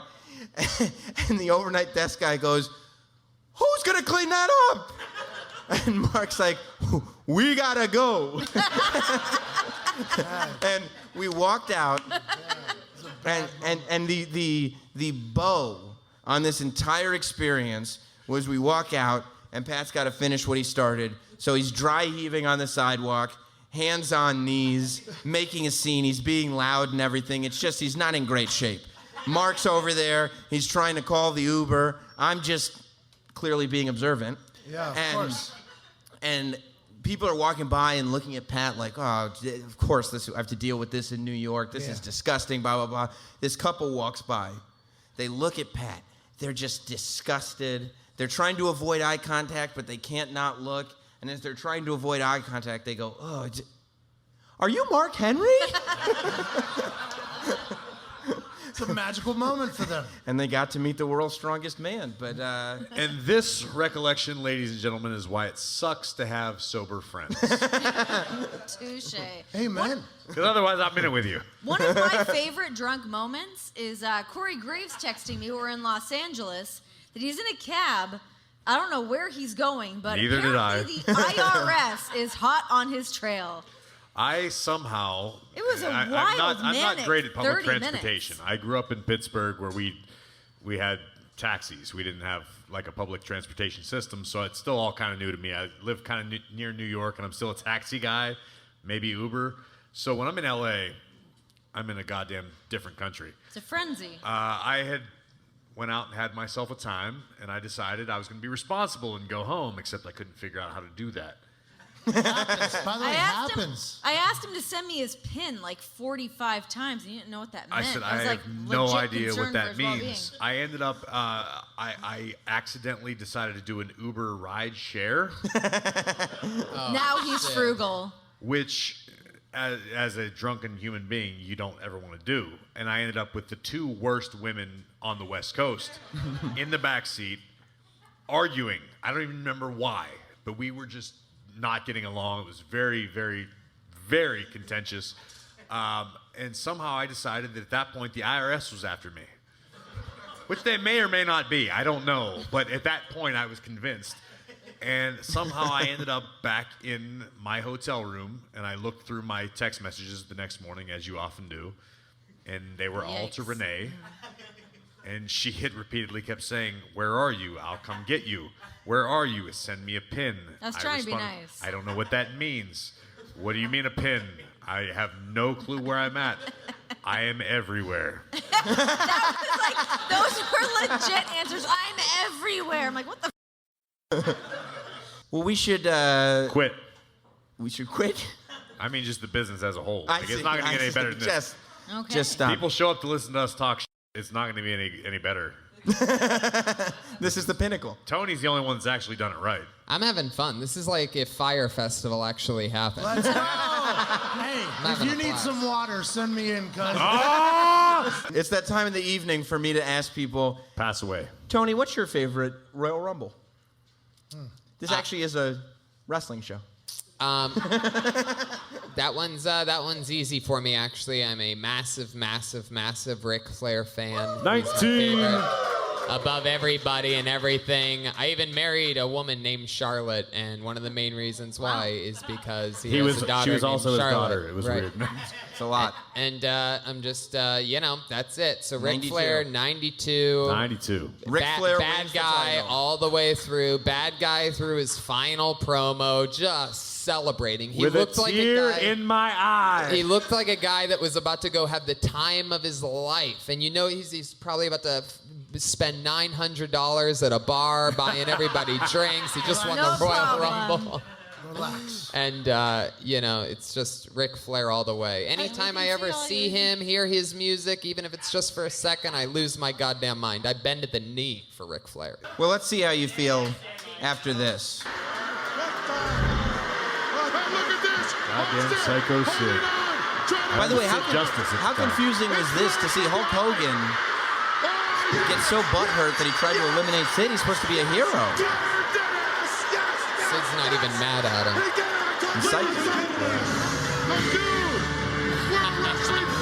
How goddamn great to see him. He was 71 years old there. He looks incredible. Here it is. In my eye. There it is. This is the greatest moment in my life. When you walk around this world and you tell everybody you're number one, the only way you get to stay number one is to be number one. And this is the only title in the wrestling world that makes you number one. When you are the king of the WWF, you rule the world. Woo! Although, that was missing one thing. Put that cigarette out. Okay. I would love us to have a quick little Mean Gene moment here. I mean, Yeah. man, what a guy. What a guy. What an unbelievable human being. I feel like for anyone that's not got the chance to have met Mean Gene, he's actually the person that you would imagine he is. Yeah, you got to work with him great. quite a bit. I worked with him, a lot. Actually, my very first job I ever had when I first started with WWE was working with Mean Gene. And we got WWE Vintage in Canada actually on the network that I worked at. So I was like super nervous coming in my first day to be working with him. And he's just like such a gem. He made me feel so comfortable. And we would just like go hang out and drink Okerlunds at the end of the show. And What's an Okerlund? Yeah. An Okerlund is a vodka soda with splash and cran. If you want to get fancy, per Okerlund, it's a double kettle because he Kettle, dealt with up. nothing. Double kettle, soda, splash of cranberry. He's So the best. you guys should all order them right now. Yeah. Pat's got it. It's on Pat's Pat. got it. It's on Pat. I was wondering if we could get a couple Okerlunds. For They the work boys. just as fine with well, by the way. That's I've been doing it all day. Yeah, Mean Gene I'll was pull the just trigger best. on that. Yeah, Pat, hell yeah. Do you Some go, Okerlunds. Yeah, that feels good. Pat, do you go, Do a quick head count before you commit. I did, yeah. yeah. Quick math. Do you go deep enough to have a favorite Royal Rumble? So I have favorite moments, like what Kofi does. Yeah. Is like I'm excited to see that. Like I'm excited to see what Kofi does when Santino threw himself out. I like that moment. Yeah. They're like I just enjoy the magical moments that I hope in NXT. I hope They in don't have the NXT Royal Rumble in NXT. No, but I hope somebody gets caught up. You know, Pat and I grew up in rival high schools. That's right. What a weird world it is. That's right. I succeeded and he kicked footballs. It's true though. He used to have I've to drive never- past a sign that said my name on it. It Home did. of Pat McAfee every day of his life. It did. It really And then- bothered me. Yeah, still does, as you can hear in his voice right there. Dripping in disdain. What about you, Renee Young? Do you have a favorite Royal Rumble? Gosh, I mean, I feel like any like HBK stuff's so great, but I'm gonna be a little bit of like a chick here. And honestly, last year watching the women do their thing was like really. It's not a bad It was pick. killer. It was absolutely was. It was, Not a it was bad pick. super really, good. Yeah. It was awesome. Like and just straight- and just like rewatching it, like leading up to this Sunday, and like watching all like the hard work those women did, and like what a iconic moment that was of having Ronda come out and point at the WrestleMania sign. Like it was badass. They did it right. And for anyone that like waits to like watch the women have their moment and do their thing, I really feel like they stood up and held that time. I completely agree, and I'm going to put myself on blast here, and I think I'm probably not the only man in this room that was like, "Oh, it's cool they're doing that. It's not going to be that good, right?" Like I'll paint myself with that guilty brush. I was like, oh, they're going to do it and it's going to be okay, but it is what it is. And then it happens, and I am as caught up in it and emotional as anybody on the goddamn planet Earth watching this. And I was just like, wow. It was incredible, moments, you know. Even like the moments between like Trish and Mickey, Right, and like and it was. Natty and Beth and Nia. Like there was such cool in that match. I completely agree, and I think sometimes it gets caught up in it. Like, let's be honest. It's like a checklist. Yeah. You're going like, okay, so it's a general thing. Everyone's getting more opportunity. It doesn't necessarily always work. Right, like doing opportunity for the sake of opportunity instead of... I'll paint guys and girls with the same brush. Just because you have the opportunity doesn't mean it's going to work. Right. So to see the women last year and call that and be there ringside, and I will be 100% honest, I was skeptical. I was going like, I don't know if this is going to be as cool as the men's. And they tore the house down and stole the show. Molly Holly looked like a million The women bucks. have been crushing. No, 100%. Completely crushing. Right. They are, and I'm more. This is more of a confessional. Yeah, like I'm admitting my going like, cool. I'm glad they're getting the opportunity, but is it really going to be like? And you guys, if you guys, all of you, tell me you've never thought that, you're. But like it happens, you know what I mean? You just go like, okay, cool. They're going to do this thing. Is it really gonna? And then you go, holy, that was beyond what I expected, and now I'm genuinely stoked on all that stuff. So, but, I think for some of these women that get like handed that baton to go out and do something great on such like a large stage with so many people watching, it's like. Oh my God. There's an immense amount of pressure for all these women to come out and have like such a great showing, and then you got. Like this guy. You're trying to have a moment. Renee's trying to be like, to have a moment. kind of wrap it up on a nice note. I tried to have a moment with her. It was weird. It was very. Yeah, I sorry. get it. Hey, I'll give you your money back. Have you guys had a good time tonight? Well, then, I'd like to thank my guests. First of all, Mr. Tony Hinchcliffe, and any of you, if you enjoyed Tony, you could just stick around. He's going to be on at 10 p.m. tonight on this stage in this room doing stand-up comedy. He brought 241 friends. All of them are better than the four of us. True. I do have a lot of friends coming. And I'm doing a podcast tomorrow, Kill Tony, at Stand Up Live in Phoenix at 3 p.m. Wow. You want to sell some shirts? No, I'm good. Okay. Tomorrow, right before NXT TakeOver Phoenix, you will get to hear this Golden Tongue Devil for yourselves. Wow. On the NXT. I thought Silver was high as it got, man. Thank you. Hey, you're doing a great job, Sam. Thank you. The NXT Phoenix TakeOver pre-show, ladies and gentlemen, Pat McAfee. Thank you all so much. From the Pat McAfee Show 2.0. Thank you. First one got stolen. The woman who will be doing commentary at the Royal Rumble, at Monday Night Raw, with pink hair. Looks good. I did not get this approved. Renee Young. Thank you. And the man who has never gotten anything approved. Accomplished. My co-host, Corey Graves. Most importantly, thank all of you. You have all been great. Good night, everybody. Thank you, guys. I cannot overstate how fun that event was and how much fun we're going to have at the next event. For those of you that have been listening to the podcast, you know there has been a major beef going on between yours truly, the last professional broadcaster here on Notsam Wrestling, and those pesky Major brothers, Brian Myers, Matt Cardona, a.k.a. Kurt Hawkins, and Zack Ryder, over on the Major Wrestling Figure podcast. Some of you love it. Some of you are sick of it. Some of you are just enjoying the ride. But it's time for it to all to come to a head. And it's going down Wednesday night, February 27th. Yes, we need to do it, and we need to do it in front of an audience. You guys need to bear witness to this, the most epic battle in all of wrestling-related podcasting. It's Notsam Wrestling versus the Major Wrestling Figure podcast. It's happening in New York City at Caroline's on Broadway. Go to carolines.com, get your tickets now, and see this whole thing go down. February 27th, Wednesday night, 7:30 p.m., New York City, Carolines.com. Get those tickets now. Here is Sam Roberts. All right, we keep moving along and moving along. Thank you, of course, to Corey Graves, first and foremost, for co-hosting that event with me. Thank you to Renee Young for being such an amazing part of it, to Tony Hinchcliffe for being an amazing part of it, to Pat McAfee for being an amazing part of it. They're all amazing. Now, look, Twitter has been a place full of landmines for me. This week, I'm arguing with Zack Ryder going back and forth. I know, I understand, but it has to happen. I can't remain silent over here when barbs are getting thrown my way. So, we talked about it last week about the potential. This week on the Major Wrestling Figure Podcast, the Major Brothers, they put down the date, they put down the time, and it's been accepted.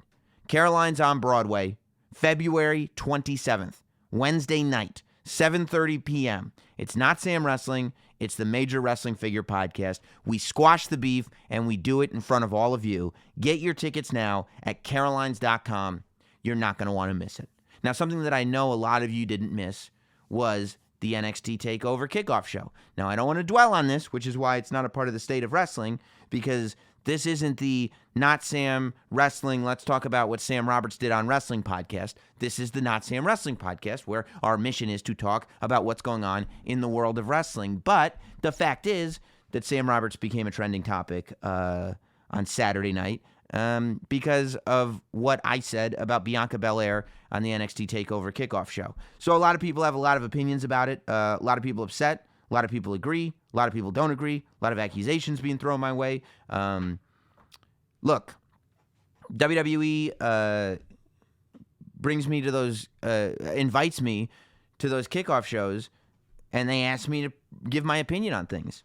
On Saturday night, I was not fed an opinion in my ear. I know that's one of the theories. I have never been fed an opinion in my ear. They wouldn't bring me to give their opinion. I'm no good at that. I go on and they ask me to just be me and give my opinion. I had a crisis of conscience. In that moment, I felt like I was just going along with the show, so I decided to say exactly how I felt in that moment. I know that Mark Henry has started a campaign saying that I owe Bianca Belair an apology. I certainly will not be apologizing to Bianca Belair because my opinion is my opinion. Do I think that she deserves to be at TakeOver after her performance? You'll have to ask me at the end of March. The next TakeOver is in April. I will tell you in April if Bianca Belair, in my opinion, deserves to be at TakeOver. But I found that match at the beginning of TakeOver, it felt underwhelming to me. So I talked about it. There were people after the show who had conversations with me about the way I said what I said, but the fact is that I said what I said. So, it kind of is what it is. It's exactly as you saw it, and that's kind of it. Was everybody thrilled with it? No. That's what I mean about having conversations. But, those are, again, maybe things that I don't exactly want to get into at this moment. However, we'll see how things go as we move forward. Speaking of moving forward, there's only one thing that we have to do right now, and that's move forward directly into the state of wrestling. It's now time for this week's State of Wrestling.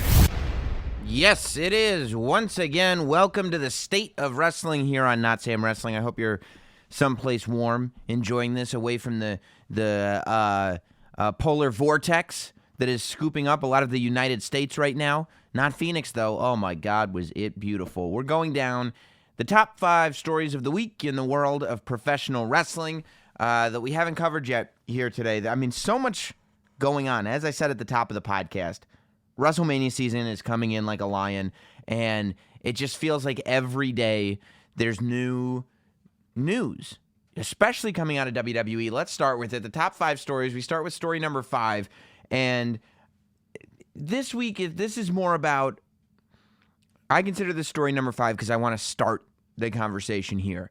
And story number 5 is superstars and what they're doing with their futures. So last week we didn't really dabble with the rumors of releases because they were really just heavily rumored. It was not anything official. It didn't feel very legitimate. You know, people were talking about the Revival. People were talking about Maria Kanellis, Mike Kanellis, and you know, the Revival was on Raw. Maria was at the Royal Rumble, so I don't know anything about those releases. But what we do know is apparently all the websites are reporting that Kenta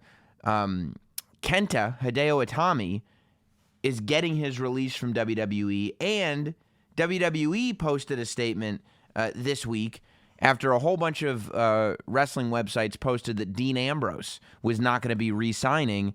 WWE actually posted an official statement that I believe said that Dean Ambrose would not be re-signing. His contract is up after WrestleMania. His contract is up in April, and he won't be re-signing. And the statement that WWE made said that he could return anytime to the WWE. So I guess we'll talk about both of those. The first one we'll talk about is Hideo Itami. So if this is true, because WWE hasn't actually released a statement as of this recording on Hideo, but assuming this is true, Hideo Itami is a really interesting case. I think that he's at this point, he's a good case for a release. Hideo Itami, it's time for Hideo Itami to do something else. The Hideo Itami experiment in WWE did not pan out, and it's really interesting. Sometimes people come, you know, you look at it this way.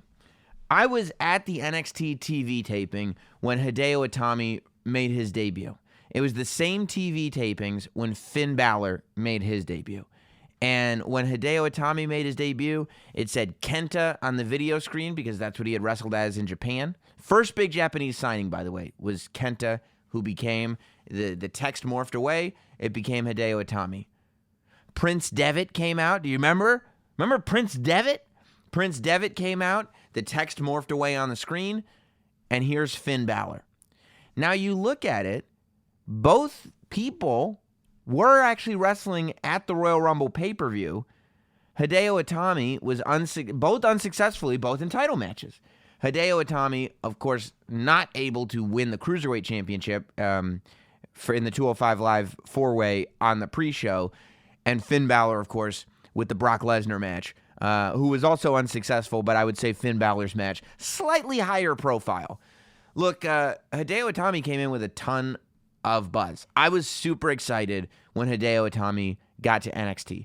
I remember Hideo Itami, you know, was kind of somebody that was looked at as this guy's going to be the NXT champion.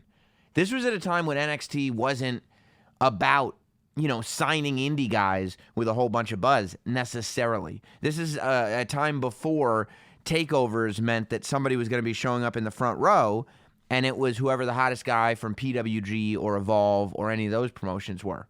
This was the time when Sami Zayn had come over, but like El Generico was a big star in Ring of Honor and across the independents.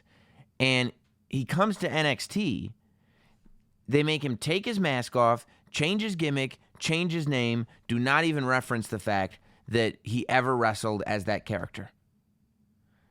After that, and that was the first, and then it was like, whoa, right? They WWE-ify him. Kevin Steen comes into NXT, and they change his name. They don't change his style as much, and they kind of start to acknowledge. It was that class where they kind of started to acknowledge people's past, and they certainly did that with Hideo Itami when he debuted. But it wasn't like, okay, Kenta's here, now he's going to go straight. If he had come to NXT within the last year, he wouldn't have changed his name. He would have been close to the main event already. Like, I think it would have been a very, very different thing. I think. But either way, it didn't work. So my best memory of him in NXT was at the NXT WrestleMania show before WrestleMania 31 in Silicon Valley, which I believe his match from that show is on one of the Best of NXT DVDs. It was never televised. So this was before they did a takeover alongside the Big Five pay-per-views. So the next year, WrestleMania 32, I think they did a Takeover Dallas. I think that was the first WrestleMania Takeover show. But at WrestleMania 31, that was when NXT had kind of just started to do road shows, when they started to take their live events out on the road because they started to develop stars. That was the show that I talked to Finn Balor about recently when Finn Balor was last on the podcast. Go back a couple weeks and you can listen to that, and we talked a lot about that show. That was the show, I believe Charlotte and Sasha main evented it, and there are people that credit that show as opening a lot of people in WWE's eyes as to what these women could do if they were in a WWE ring. You know, it would be a year later that Sasha Banks and Charlotte were both photographed on the side of Dallas's football stadium. But this was a year before that. And one of the big moments of that show was Hideo Itami. I believe his match was against Tyler Breeze. And Hideo used the GTS for the first time. Now, the GTS was, of course, CM Punk's move, but he got that from Kenta. Kenta was using it in Japan. And that was the first time that he used that move in NXT, and it got such a reaction, and it blew people's minds, and it was amazing. But then Hideo got injured.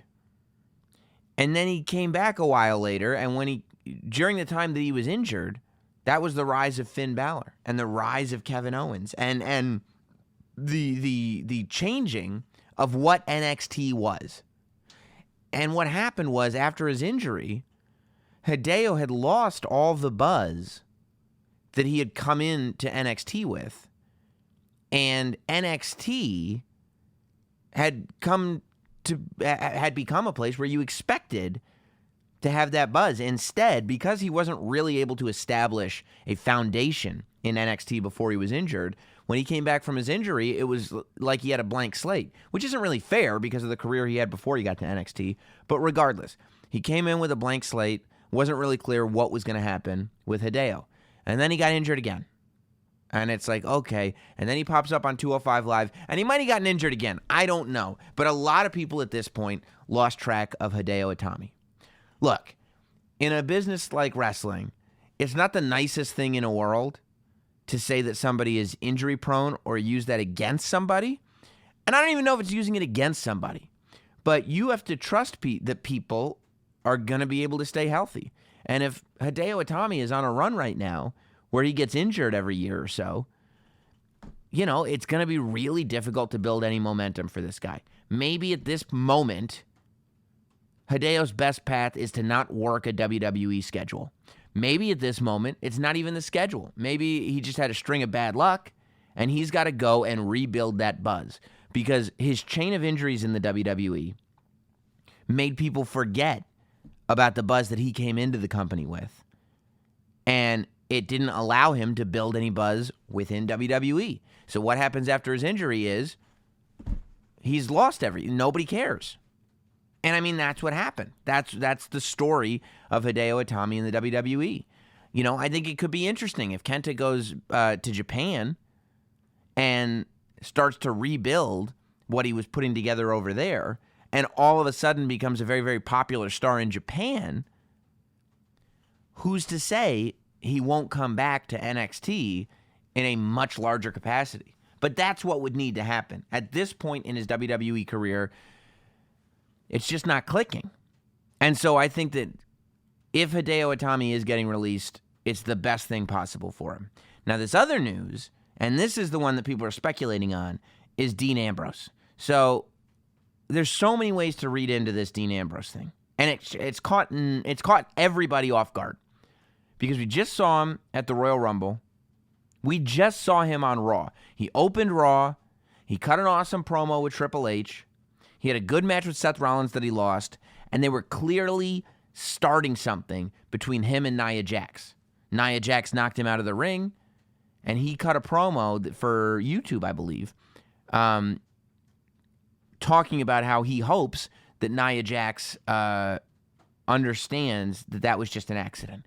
He hopes for Nia Jax's sake that we can just agree that was just an accident. And it seemed like something was building, but 24 hours after Raw, reports start going around, less than 24 hours, reports start going around that Dean Ambrose had informed WWE that he wasn't going to re-sign in April, And then within 24 hours from Raw, WWE puts out a statement that Dean Ambrose, John Good, is not going to be back in WWE after April. He's decided not to re-sign. Who knows? First of all kinds of speculation. This could be fake. This could just be a storyline. And I hope it is. Because I think the world of Dean Ambrose. When the Shield first busted onto the scene in WWE, I probably did it on the podcast. We've been doing this podcast forever. If you search back, you might be able to find it. But I know I had conversations with a great many people. And Dean Ambrose was my pick as the breakout from the Shield. When it was Roman Reigns, Seth Rollins, Dean Ambrose, and they just showed up. This is back when they were holding the camcorder and stuff and doing the selfie promos. Selfie promos way before, selfie promos with a camcorder. This is selfie promos before they were doing the weird, cell phone things to promote matches and whatnot. So I was like, yeah, Dean Ambrose is my guy. He's just this weird combination of a little bit of Brian Pillman mixed with a little bit of Roddy Piper, mixed with a little bit of Steve Austin, mixed with a lot of unique Dean Ambrose. And there's just something, I don't know, there's something charismatic about him. There's something interesting. There's something inherently interesting about Dean Ambrose. There's something about him that makes me want to learn about this guy. And something about the way he tells stories that keeps me interested. And he certainly had his ups and downs. There were times where I could not have cared less about him. And there were times, unfortunately for him, I don't think his WWE title run was very good. Not Dean Ambrose's fault, but it was just, there wasn't a lot of meat on that bone in terms of the story that was being told. But Dean Ambrose also had some times where there was a ton of meat on those bones. Most recently, I loved that they went all the way and had the balls to do a Dean Ambrose heel turn on the night that Roman Reigns goes away and announces he has leukemia. But it wasn't executed on properly. So we never really, that's such an awful, evil, mean, terrible person thing to do. But after that, Ambrose started being kind of, some of his stuff was, downright silly. We never got to see that sort of horrible person that would do something like this. Because if somebody is that horrible and that's singularly focused on their career and winning, then they'll do anything to win a match. That's somebody you have to fear, I think.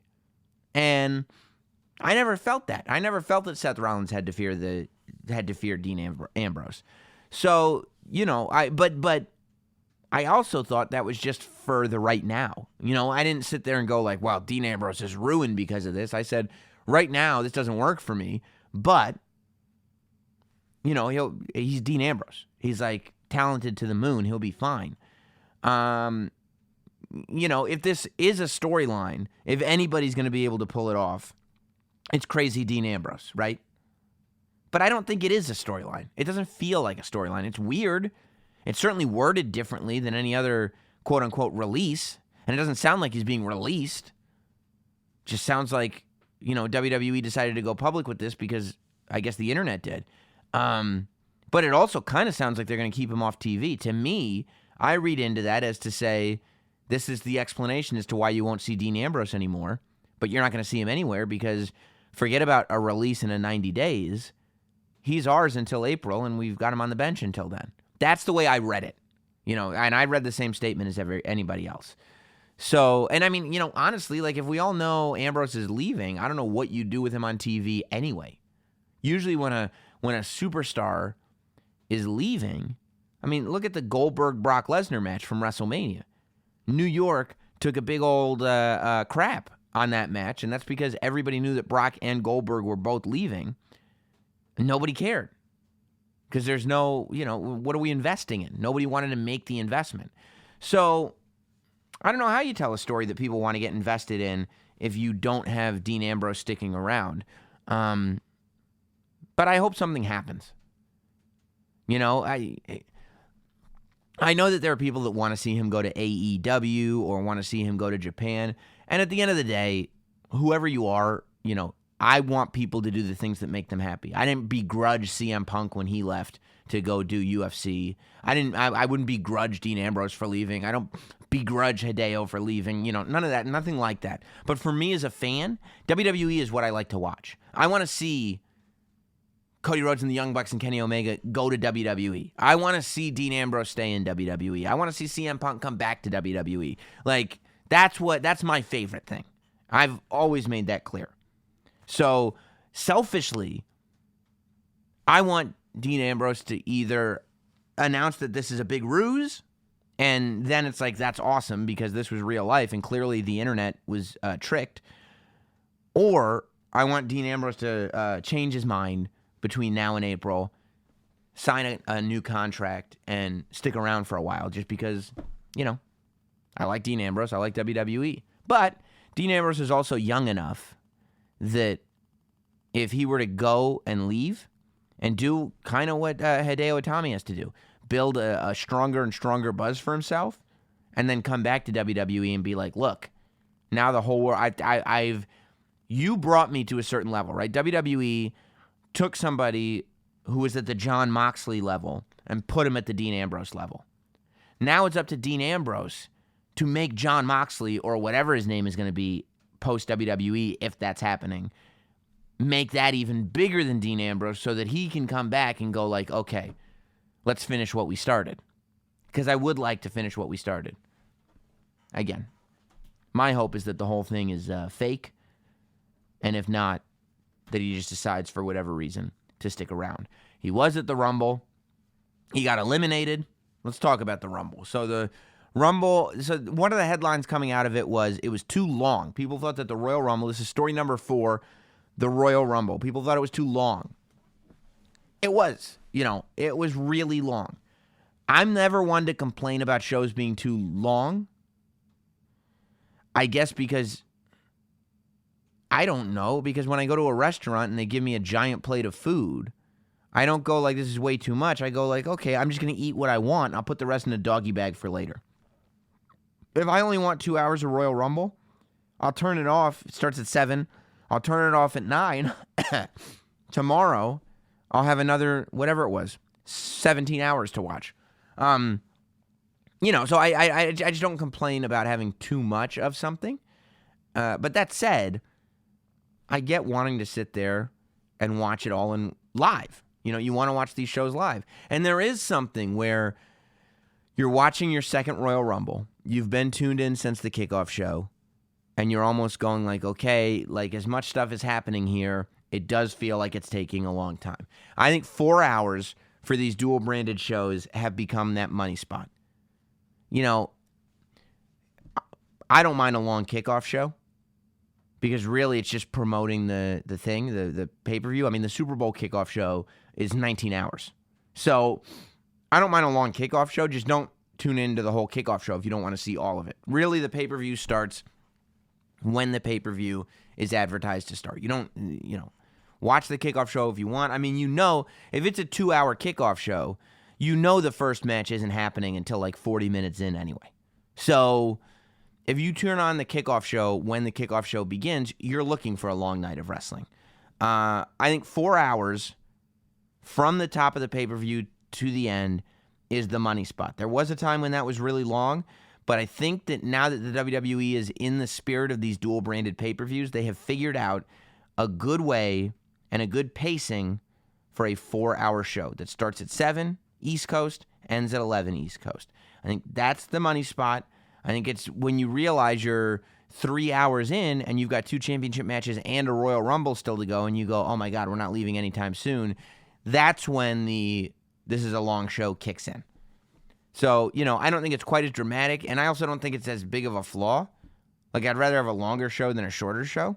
But I do think that the money time is 4 hours. That to me is the best length. We can run down the matches. There are some people, it starts with Becky versus Asuka. I like that Asuka won the way Asuka won because it sets up Asuka for whatever she's got going on at WrestleMania or leading to WrestleMania. I think that Asuka, after the year that she's had, desperately needs to maintain credibility. She lost some of it after the loss to Charlotte. She really didn't do much between WrestleMania and, honestly, TLC. Most of 2018 It wasn't until the end of 2018 that we started to feel rejuvenated in the spirit of Asuka. So I think she needs these victories. You know, I think if Becky Lynch had passed out instead of tapping, it's not the same. Like, I think it was good that Becky Lynch tapped out because we can all accept that Asuka beat her because Asuka's amazing. It'll set up for an eventual rematch, you know, at some point. Hey, you know, I beat you at the Royal Rumble, even if it's a year from now. You know, I beat you before, I can beat you again. And it allows Asuka to walk into WrestleMania or wherever she's going with that title going, look, I know you're all concentrating on this Ronda Rousey, Becky Lynch story, but hey, I'm the one that beat Becky Lynch. My match is a big match too. And I think that that is something Asuka really, really needs. And she got it with that tap out. Let's look at WrestleMania 31. We go back to 31. We're just talking about the NXT show in Palo Alto, I think is where it was. You know, Silicon Valley. If you look at WrestleMania 31, the memory that we have from 31 is Seth Rollins cashing in his Money in the Bank and winning the WWE Championship. Taking it from Brock Lesnar and Roman Reigns and swinging that title around his head. What we don't worry about is the fact that earlier in the evening, he got pinned by Randy Orton. In the short term, that helped Randy Orton. In the long run, it didn't do anything to hurt Seth Rollins. So I was happy with the way the Becky Lynch match went. You know, tag title match was cool. Ronda Rousey and Sasha Banks just tore the house down. I'm so happy that Sasha Banks was given this story to prove what she can do. Because really, from the promos leading up to the match itself, it over-delivered, in my opinion. I like what's going on with Ronda Rousey. I like that people are booing Ronda Rousey. I like that Ronda Rousey has to fight from the boos. It's enough with Ronda cheering and her dreams coming true. It's been a year now. Let's get some boos for Ronda Rousey. Let's have Ronda Rousey fight from that position. We haven't seen her be an underdog. We saw her prove herself, but now that she's proven herself, let's really sink our teeth in and let's watch this woman have to prove herself now to the audience, right? She proved to the audience that she belongs in WWE. Now let's have her prove to the audience that she is the person that should be beating everybody on the roster. And that's what the audience is waiting for. We know that you're good in the ring. Now make me like you. Make me interested in you. And I like that they're insisting on that, you know? When you looked at the promo on Raw, she went from having her worst promo to her best promo all in the same segment. And it became her best promo at the end. You know, people booing her and chanting Becky completely threw her off her game and left her just kind of stumbling in the ring, not delivering her promo. And they just pushed Becky out there. However, she used that anger and the fact that she screwed up to come back at Becky at the end of that segment with a hell of a promo. With this thing that reminded me, oh yeah, Ronda Rousey is an elite athlete. Ronda Rousey was a household name while Becky was still training. Ronda Rousey is arguably the man. So she's right to come back at Becky like that, and I liked seeing that. And that's what I want to see out of Ronda as people are booing her. So the Sasha Banks Ronda Rousey match was great. I think that adding Eric Rowan to the Daniel Bryan story is good. It keeps Daniel Bryan fresh. It keeps things rolling. You know, I think that you do have to make sure that you don't start making Daniel Bryan into the straight edge society, which they're not. You know, Daniel Bryan is doing a great job of playing the sort of annoying social justice warrior, high moral authority figure that is relevant. I mean, it's one of the most relevant gimmicks in WWE right now. One of the most relevant characters in WWE. It is truly of the time, and it's really cool to see. Finn Balor versus Brock Lesnar, I thought the match would go longer, but it is funny sitting here complaining about a show for being too long and then going, but that match was too short. Like, let's pick something here. But I thought Brock Lesnar got some good Finn Balor got some good offense in. And I do think that Finn is better coming out of that match. I don't think he's as good as I thought he would be coming out of that match, but I do think that he's better off for doing it. We talk about the Women's Royal Rumble match. I thought there was a lot good in there. I thought Casey from American Ninja Warrior was one of the MVPs of the Women's Royal Rumble. She's just phenomenal. Ember Moon was also an MVP. Not enough people are talking about Ember Moon, but that moment when Ember was, she locked her ankles on the bottom rope and then just let her body kind of extend and then use that core strength to do that sit-up off the apron back into the ring. Amazing. Amazing. I thought Alicia Fox did an amazing job. She's one of the most entertaining people on that show. So much fun to watch. The Iconics coming in and Billie Kay not wanting to enter the ring until Peyton Royce came in. Zelina Vega getting chased off by Hornswoggle. Lots of fun in this match. A ton of fun. And then the ending was really, really well done. I think that when you look at it, really, Charlotte does have an issue to have with Becky Lynch in the sense that Becky wasn't in that Royal Rumble. You know, she wasn't officially in the Royal Rumble. And since Charlotte came in second, technically Charlotte lasted longer than any official member of that Royal Rumble match. You know, a lot of people questioning where Fit Finlay got the authority to let Becky enter the ring, which is 100%, but we don't have general managers anymore, remember? The McMahons are overseeing everything, and so if the McMahons say, hey, Fit, you got the power to do it, Fit's going to have the power to do that, I guess. But yeah, I thought it was well done. I kind of saw it coming once Lana came out and her leg was all messed up, but I saw it coming in a good way. I thought that that's exactly what should have happened, and that is what happened. And we'll talk about the WrestleMania ramifications of it later. And then the men's Royal Rumble match. I was surprised that there weren't more surprises. I was surprised that there was no Kevin Owens or Sami Zayn. I was surprised that, the Jeff Jarrett surprise was awesome.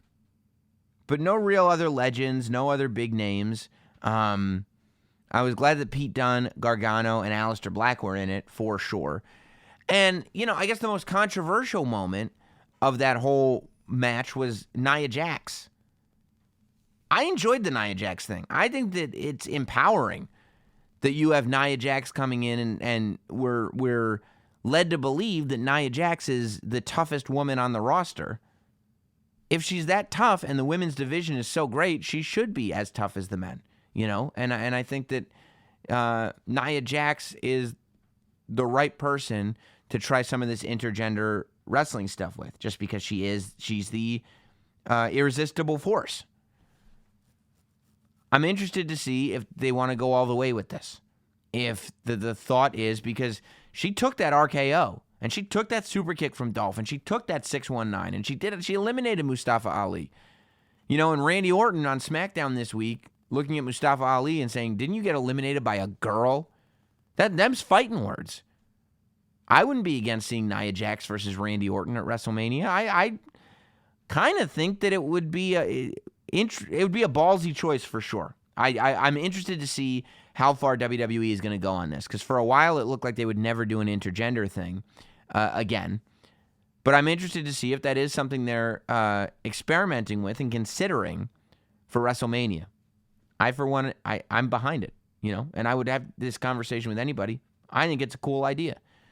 So that was the Royal Rumble. I thought that it was a solid show. Seth Rollins winning again, predictable, but predictable in a good way. He should have won. I think a lot of us were saying that from the beginning. Everything was at least good, if not very good, at the Royal Rumble. I think everything that I'm remembering was pretty good. It was just that it was so long that everything kind of gets mixed up, and you get tired, and you get fatigued, and all this stuff. If they could make a show that solid into 4 hours, I think that people would be coming off of it with a better attitude than they are as 5 hours. Let's talk about Daniel Bryan. So he gets past AJ Styles at the Royal Rumble, and then he comes on SmackDown. Eric Rowan is by his side, but Eric Rowan being by his side is not the only thing that they've added to his arsenal, because he finally has gotten rid of the WWE Championship that's backed on leather, threw it in the garbage, Alundra Blaze style, and came out with the hemp and Oakwood WWE Championship. And I think that I love a sustainable material WWE Championship. I love how far they're going with this Daniel Bryan thing. I love how he's embracing his character as much as he is, because he's drawing from real life. You know, Daniel Bryan is a vegan. Daniel Bryan probably does believe a lot of this stuff deep down. He's probably not as judgmental as the character is, but, you know, he can relate to a lot of what's going on here. So I really am enjoying this Daniel Bryan thing, and I think that the title is the icing on the cake. It's just awesome. Just awesome. If you haven't seen it yet, you know, go look at it. They probably posted photos of it in the Discord room, but it's got like turquoise pieces as accents, and it looks like it's got a Velcro strap, not snaps, because it is on hemp. And yeah, that also leads me to believe, though, that title's not going anywhere. I don't think that they introduce the Sustainable Materials title and have him lose it 3 weeks later. I think that title stays on Daniel Bryan for a little bit of time.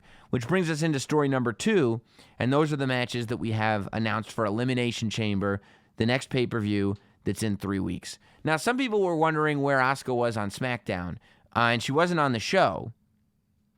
But, again, I think that we're telling the story of Becky Lynch right now, and Asuka's got 2 full pay-per-views before WrestleMania.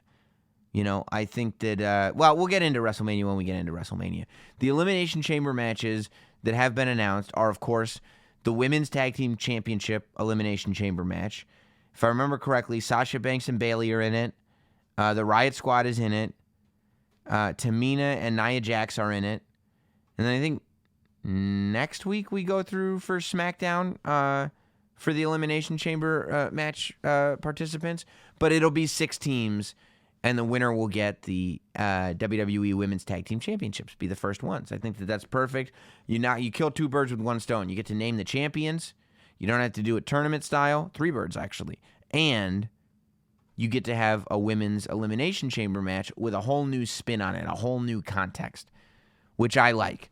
You know, I think there's a lot of great choices. I think the Riot Squad would be a really good choice. I think that they should give the Riot Squad the first tag team championship so that Sasha Banks and Bayley can go to WrestleMania to try to defeat the Riot Squad to get those titles. That way Sasha Banks and Bayley can have their moment at WrestleMania. Unless they're doing what they should be doing with Sasha Banks. I mean, I guess she doesn't need to be full-on bad guy. But I do think that Sasha Banks needs to embrace her attitude like she was doing with Ronda Rousey. I think she needs to maintain it. So you've got the women's tag team title, and then the WWE Championship, the Sustainable Sources material, is on the line. It's Daniel Bryan, Samoa Joe, Jeff Hardy, Mustafa Ali, AJ Styles, Randy Orton. Those are the 6 guys. I kind of wish they had found some room for Rey Mysterio and/or Andrade in that Elimination Chamber, unless that's where they're going eventually for WrestleMania. Because I do think that Daniel Bryan is going to walk out of the Elimination Chamber with that Sustainable Goods Championship. Think about it. All those guys, except for Mustafa Ali, have had their shots at one time or another.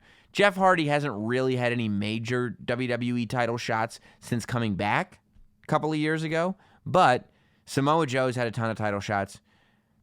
AJ Styles, the last thing in the world I want right now is for him to be champion again. I'm a big AJ Styles fan. He does not need to be champion again.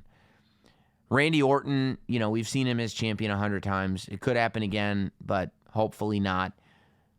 You got Daniel Bryan. You got Mustafa Ali. And then, who am I missing? Samoa Joe, Jeff Hardy. Yeah, I mean, I think I got them all there. But yeah, so I see Daniel Bryan leaving with it just because, you know, I don't think any of the others are great options. And I want that Sustainable Goods Championship to stick around for a while. And I would have to believe that if Samoa Joe walks out with the championship, we're getting that leather out of the trash can and putting that bad boy right on our shoulder. So the question is, if Daniel Bryan, and it's so hard to predict because we also have Fastlane. Fastlane, I think, is in March. So we're doing Elimination Chamber and Fastlane and then WrestleMania. So a lot can change between now and then.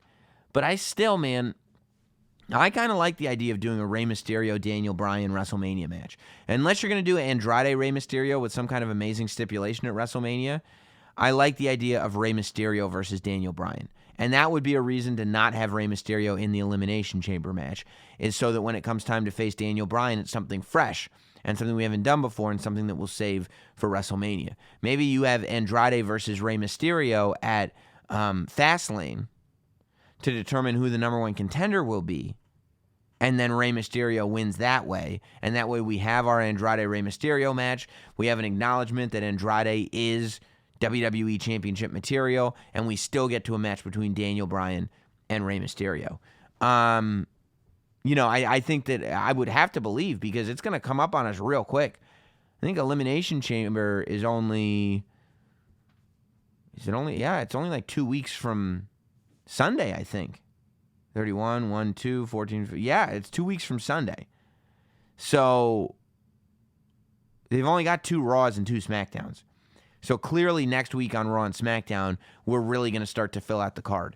Because I would imagine... So, I would think that all this stuff going on between Becky and Charlotte has to do with these 2 pay-per-views before WrestleMania. Because we'll get to story number 1, and story number 1 has to do both with Royal Rumble and Elimination Chamber and everything that's going on right now. And story number 1 is the fact that we learned what the 2 top matches for WrestleMania will be, what the 2 matches that we're coming out of the Royal Rumble with, and that's Seth Rollins versus Brock Lesnar, and that's Ronda Rousey versus Becky Lynch. Now, for the life of me, I don't know why Seth Rollins would be asking Brock Lesnar to continue to F5 him. I think the best strategy you could have going into a championship match with Brock Lesnar would be to get F5'd as few times as humanly possible. But I guess he wanted to prove to Brock Lesnar that he could take it. I think that match is set in stone. We're going to see a Universal title match between Seth Rollins and Brock Lesnar. That's the plan.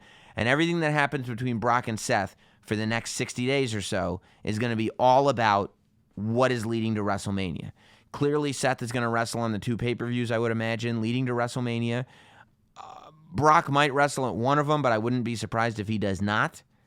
However, I think that the story will be we're leading towards Brock versus Seth Rollins. The real story here, and the conversation that people are having, is Charlotte going to get added to Becky Lynch versus Ronda Rousey? If you ask me today, I, for one, hope not. I think that Charlotte is amazing, and she's going to get opportunities for the rest of her WWE career. Charlotte is going to have the opportunity to probably main event, realistically, as many WrestleManias as she wants to. I think that when we really look at who the top people, who the WWE's trusted people are, we're going to go down a list where it's John Cena, and then it's Roman Reigns, and then it's Charlotte. I think Charlotte is the next person on that list. And good for her. But right now is Becky Lynch's moment, and it's an organic moment, and it's a for real moment, and it's a moment that we shouldn't ignore. We should capitalize on that moment and allow the moment to happen. Allow Becky Lynch to have the moment. And in order to do that, it means giving her the Ronda Rousey match one-on-one. It was magic on Raw looking at those 2 head-to-head. This is the match that everybody wanted to see at Survivor Series more than any other match. And it's made it so the anticipation for it at WrestleMania is even higher. It was a repeat of the Daniel Bryan Royal Rumble in Phoenix. By the time they got to number 28, the whole stadium was chanting, "We want Becky. We want Becky." Because all they wanted was for Becky Lynch to win that match and go on to face Ronda Rousey. And really, that's why nobody was upset that Asuka beat Becky Lynch for the championship. If Becky Lynch had won the SmackDown Women's Championship, some of us fans would have been upset, confused, wondering how this is going to pan out, because we don't want Becky Lynch to be the SmackDown Women's Champion. We want Becky Lynch to have the main event of WrestleMania against Ronda Rousey. And right now, in January, the end of January 2019, Becky Lynch versus Ronda Rousey is your WrestleMania main event. Would I be shocked if it ended up being a triple threat with Charlotte involved? I would not be shocked. I would think it was a mistake. I think your match that you want is Becky Lynch versus Ronda Rousey. It's the match that, you can hear the reaction for it. It's something that people have been waiting for this whole time. I don't get nervous when I see Becky and Charlotte kind of having their story being told on SmackDown, because I don't have a problem if we lead to WrestleMania. Like I said, we've got 2 pay-per-views, I think. Elimination Chamber and theoretically Fastlane. So, I think that you do have to do something with Becky Lynch and with Ronda Rousey leading to WrestleMania. They are on separate shows, unlike Brock Lesnar and Seth Rollins. So if we have, what I would really do is I would have Becky Lynch versus Charlotte. If Charlotte wins, it's a triple threat at WrestleMania. And then everybody goes, oh, great. And then Becky wins. Becky wins. And now Charlotte goes to WrestleMania, and she's fighting Asuka. And Asuka can say, Becky beat you, but she didn't beat me. Charlotte says, I beat you, Asuka. And she goes, you beat Asuka from a year ago. Asuka from right now, she beat Becky Lynch, made her tap out. The same Becky Lynch that beat you. You are not ready for Asuka. That's what I want for WrestleMania, and that's what I want to lead into as we're getting there going forward. Hey, those are my top 5 stories. Thank you for being a part of the State of Wrestling this week. Don't forget to become a Notsam shill, get all kinds of bonus content, join the community, sign up on Patreon. It's only $4 a month to start. Chump change. That's less than $1 a week. Seriously, do the math. Patreon.com. It's $48 a year. 52 weeks in a year. Less than $1 a week. A lot less than $1 a week. Patreon.com/NotSamWrestling. Become a Notsam shill. And we will see you next week.